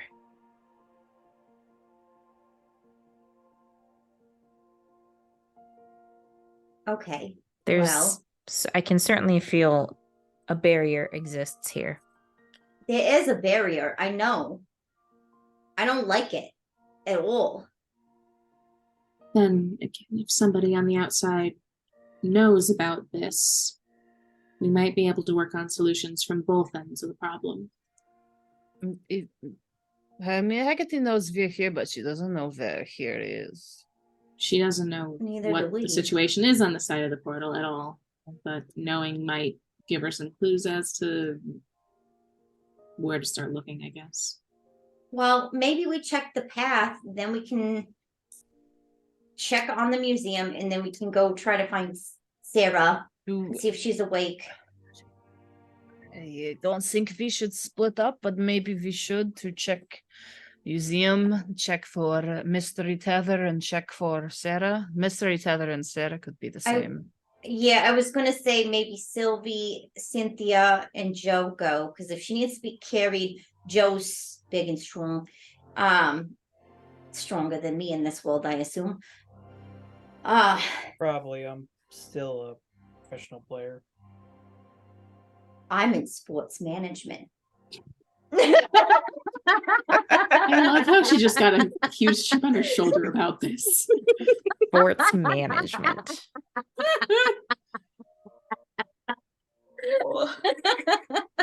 Sorry, I could not resist doing that. And then maybe me and Elena could check the museum. Elena kind of has like an affinity for things that are like out of this world, so maybe she could sense something. Yeah, the other one I could track kind of the flavor isn't the right word, but the flavor it leaves behind. Okay. Maybe Cynthia could help Sylvie drive the car. You guys can just drop us off at the museum, like along the well, you guys can just go into the clinic museum, and then we'll walk. How about, and then we'll walk to the clinic to meet you. Since Sylvie needs to look for tethers, I could drive if you want your focus free for that. Seeing as Joe has brought up the possibility of another tether that we have yet to find, keeping an eye out for one other beyond what we have located might be for the best. Yeah. That said, I do want to discuss perhaps a ground rule that I hope we can agree on. I don't think that we should try to engage with this person who put us here unless we're all together. Because I don't know what kind of power level we're dealing with here, and that sounds risky as hell. Agreed. I also don't think that we should be away from each other for like a long period of time, like especially if we're going to be searching for this guy and he figures out that we were searching for him, like then things become dangerous, because what if he created the barrier without the powers?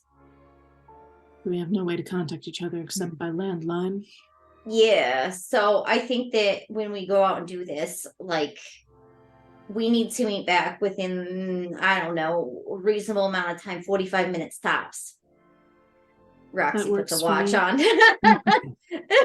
It's got skulls and crossbones on it. Synchronize your watches. Flipping through a book.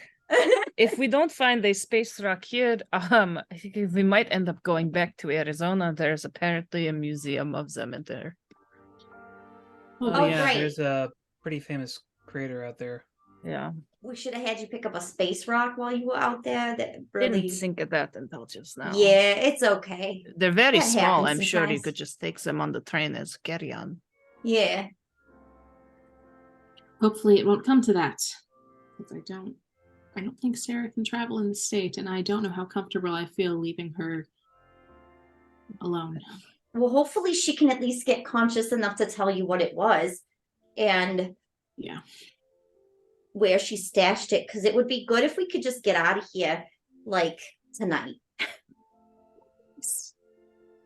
I know that's wishful thinking, but somebody's got to be positive in this situation. All right. So we have an idea of what to do. All right, let's go. I'll get Tony's keys. Tony, I'm taking the car. He's not here. Oh, He's at shit. the office. Ma, can I borrow your car? Sure thing, hon. I won't need it. Thanks, Ma. Maybe let's not ruin my Ma's car, though. I was about to say, let's let Cynthia drive this one.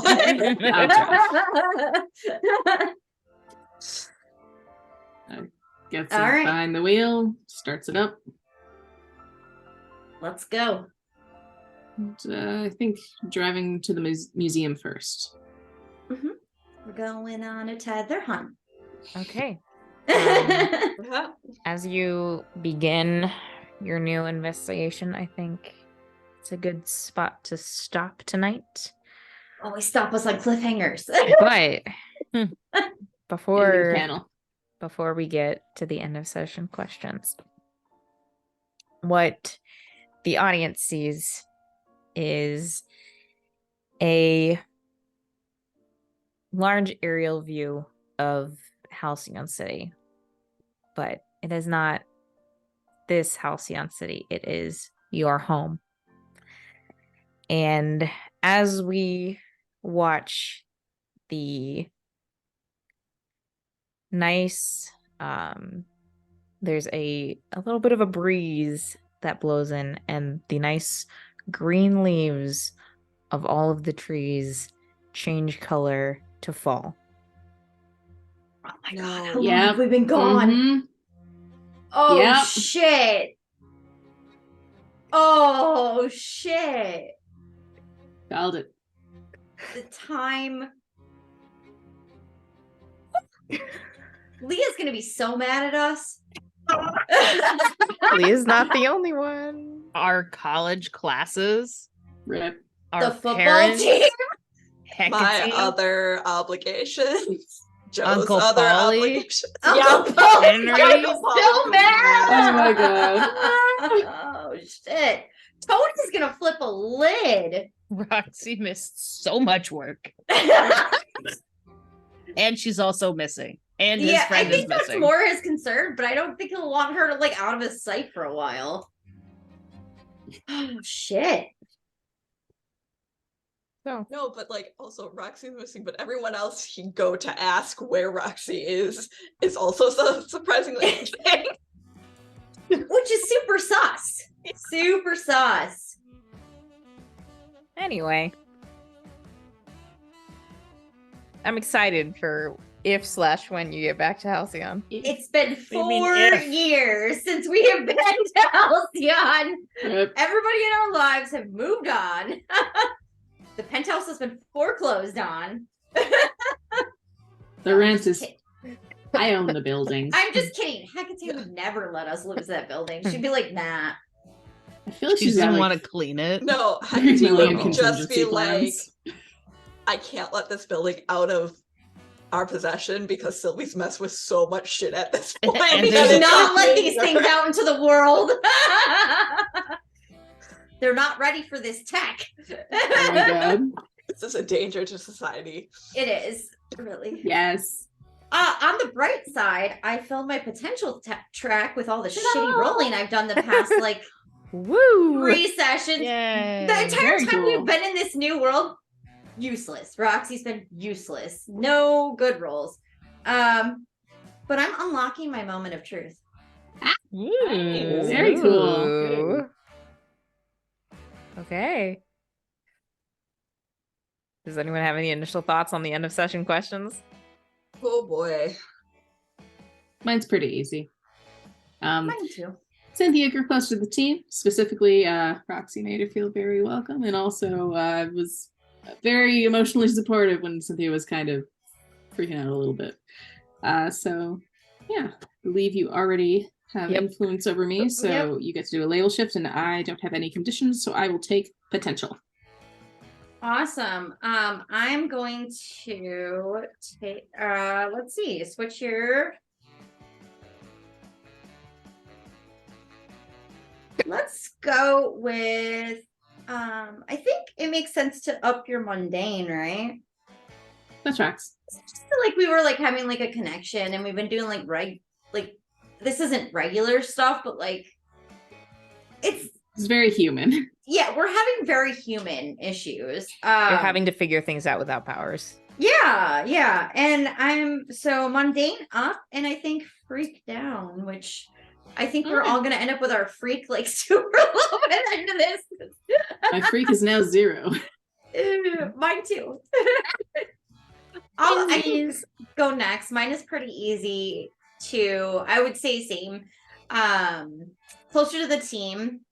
And I will take potential because I don't have any conditions marked. And I would say that Cynthia it's nice to see Cynthia be vulnerable. So she felt close to Cynthia there. I mean, she felt close to like all of the girls, and she probably is the least. Well, maybe not the least. Elena's probably not annoyed with Joe too much, but I don't know. She's trying to bridge this gap. She's trying to do the best she can. Rox is just doing the best she can out here. Just trying. All right. She has weird philosophical brain though. Like just thinks about the weirdest shit. And she really appreciates that Cynthia was like, I really like how your brain works. It's fascinating.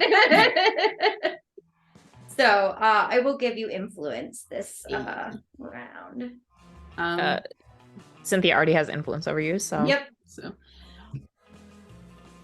I am going to say, because there was that very interesting sort of spiral into some unexpected topics, I'm going to say superior up, just because Cynthia was like, that's fascinating. Also true, but fascinating. And probably gonna say the same, freak down. Freak so down? I know Okay. it's probably getting low. It's fine. So yeah, that's good. I'm like really good at being a savior right now though, so. I thought about it, but I remembered you're at 3. That's okay. All right. That's mine. I'll go next. Sylvie grew closer to the team. I'm taking the potential because she's still feeling off and I'm not clearing hopeless yet. I don't feel like she's in that mindset. And then I'm giving it influence to Calamity because she has been helping Sylvie adapt to being human and teaching her how to drive and letting her steal her brother's clothes like nonstop. Love Sylvie the way she is. Okay, so that's another label shift. Mm-hmm. Awesome. So I'm gonna say again, freak down, and I think I'll choose savior up for Sylvie because okay, we're good. She's noticed that Sylvie's become like very like attached to us, and I don't know. Where's my freak? She jumped through a random portal that Calamity ripped in space and time. If that's not friendship, I don't know what the fuck is.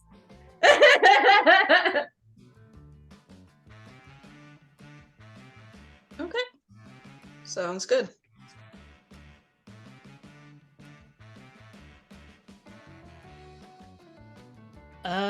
I think I'll go next. And what I'm gonna pick here. Okay, I'm definitely picking grow into your own self-image, but what I choose to shift here comes down to a question. Can I inflict a condition on myself? What? Did you say did you or can you? Can I?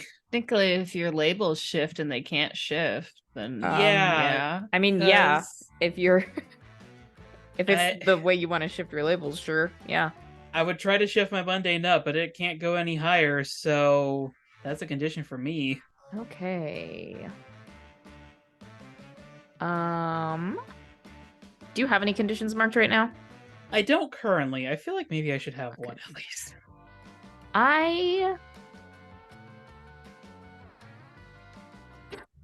Angry makes sense just because of all of the pent up frustration.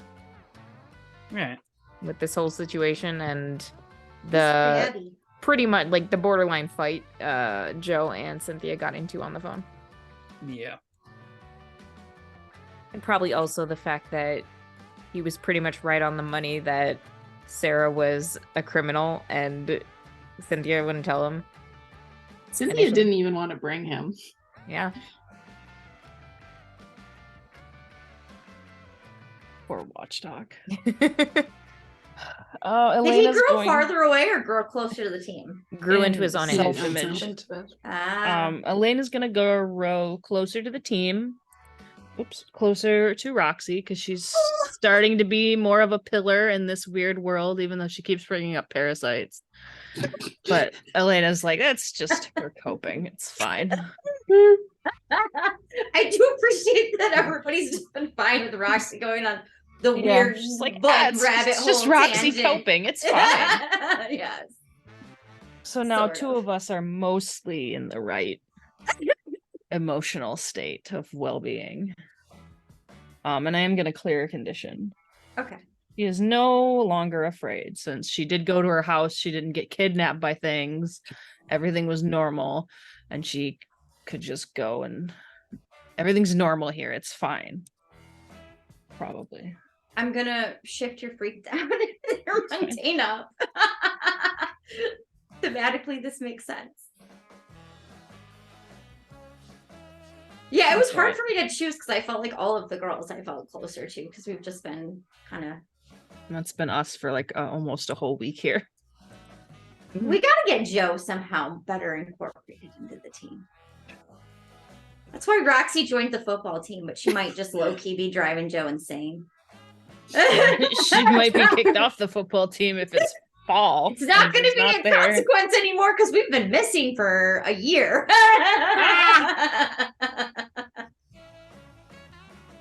See, it could be there. The other thing beyond time shift is you have a very nature-linked force and a portal that is currently open in the penthouse regarding said force. I was sort of sitting here thinking, like, is that an indication of time passing, or is that an indication of the Fae are like, where the hell is Sylvie? Oh God, no. That's even worse. Alternatively, Elena's theory that we're in our alters' bodies and they're in our bodies, and they're out there ruining our lives. Cheers! They would have powers that they're not used to having, and immediately. Yeah, the whole world. We come back Lord. and everything's fucked up. Alternate Joe is having a rough time of it. There are werewolves everywhere because Joe hit everybody. Roxy's destroyed every building in the city. There are several new varieties of plants with teeth that are just randomly sprouting up like weeds. It's fucking Mario World in here. It's fine. Well, thank you everyone for joining us. Hope you enjoyed tonight. Join us tomorrow. Yes, either tomorrow or Tuesday. For chapter 1 of our 3-part charity live stream. We're going to be playing a of all things a sci-fi horror game. We're space interns. Yes. Gay space polycules is what I heard. While we this tracks raise money for the Trevor Project over the next 3 weeks. We will have Brie, Jenna, and Tess from the regular crew, and then at least one, possibly 2 guests who will also be joining us, who I don't think have met before. But I do think that Michelle was on once. Briefly, yeah. What? I don't think so. Remember Michelle if you were on 10 here Candles once in the early days. Yeah, I do believe so because she was a guest when I was initially a guest, I thought. Yeah. Yeah, she still has the role, I believe. Mhm. I don't know. Maybe. I don't know. Anyway, so if you want to get notified when we go live, you can hop in our Discord or just follow us here on Twitch or on social media. Things will go out when we are live and dying in space. So horrible deaths. Yeah. It'll be fine. And some of you, there will be like donation tiers, so you can donate to affect the game and either help or hurt the. If you give us $1,000, you can say how my character dies. I mean, technically, it's not. Well, technically, it's not giving us $1,000. It'd be giving the Trojan no, that's Project what I mean. $1,000. Yeah. Yeah. But until then, hopefully, you are having a great morning, evening, day. I don't know, wherever you are in life. We don't know your life. Winter. We don't know your life. Enjoy that thing you're drinking. It looks delicious. We'll miss you. If we don't see you in chat tomorrow, we will see you back here next week. So for now, have a good bye-bye. Bye-bye. Have a gay month, everybody. Bye.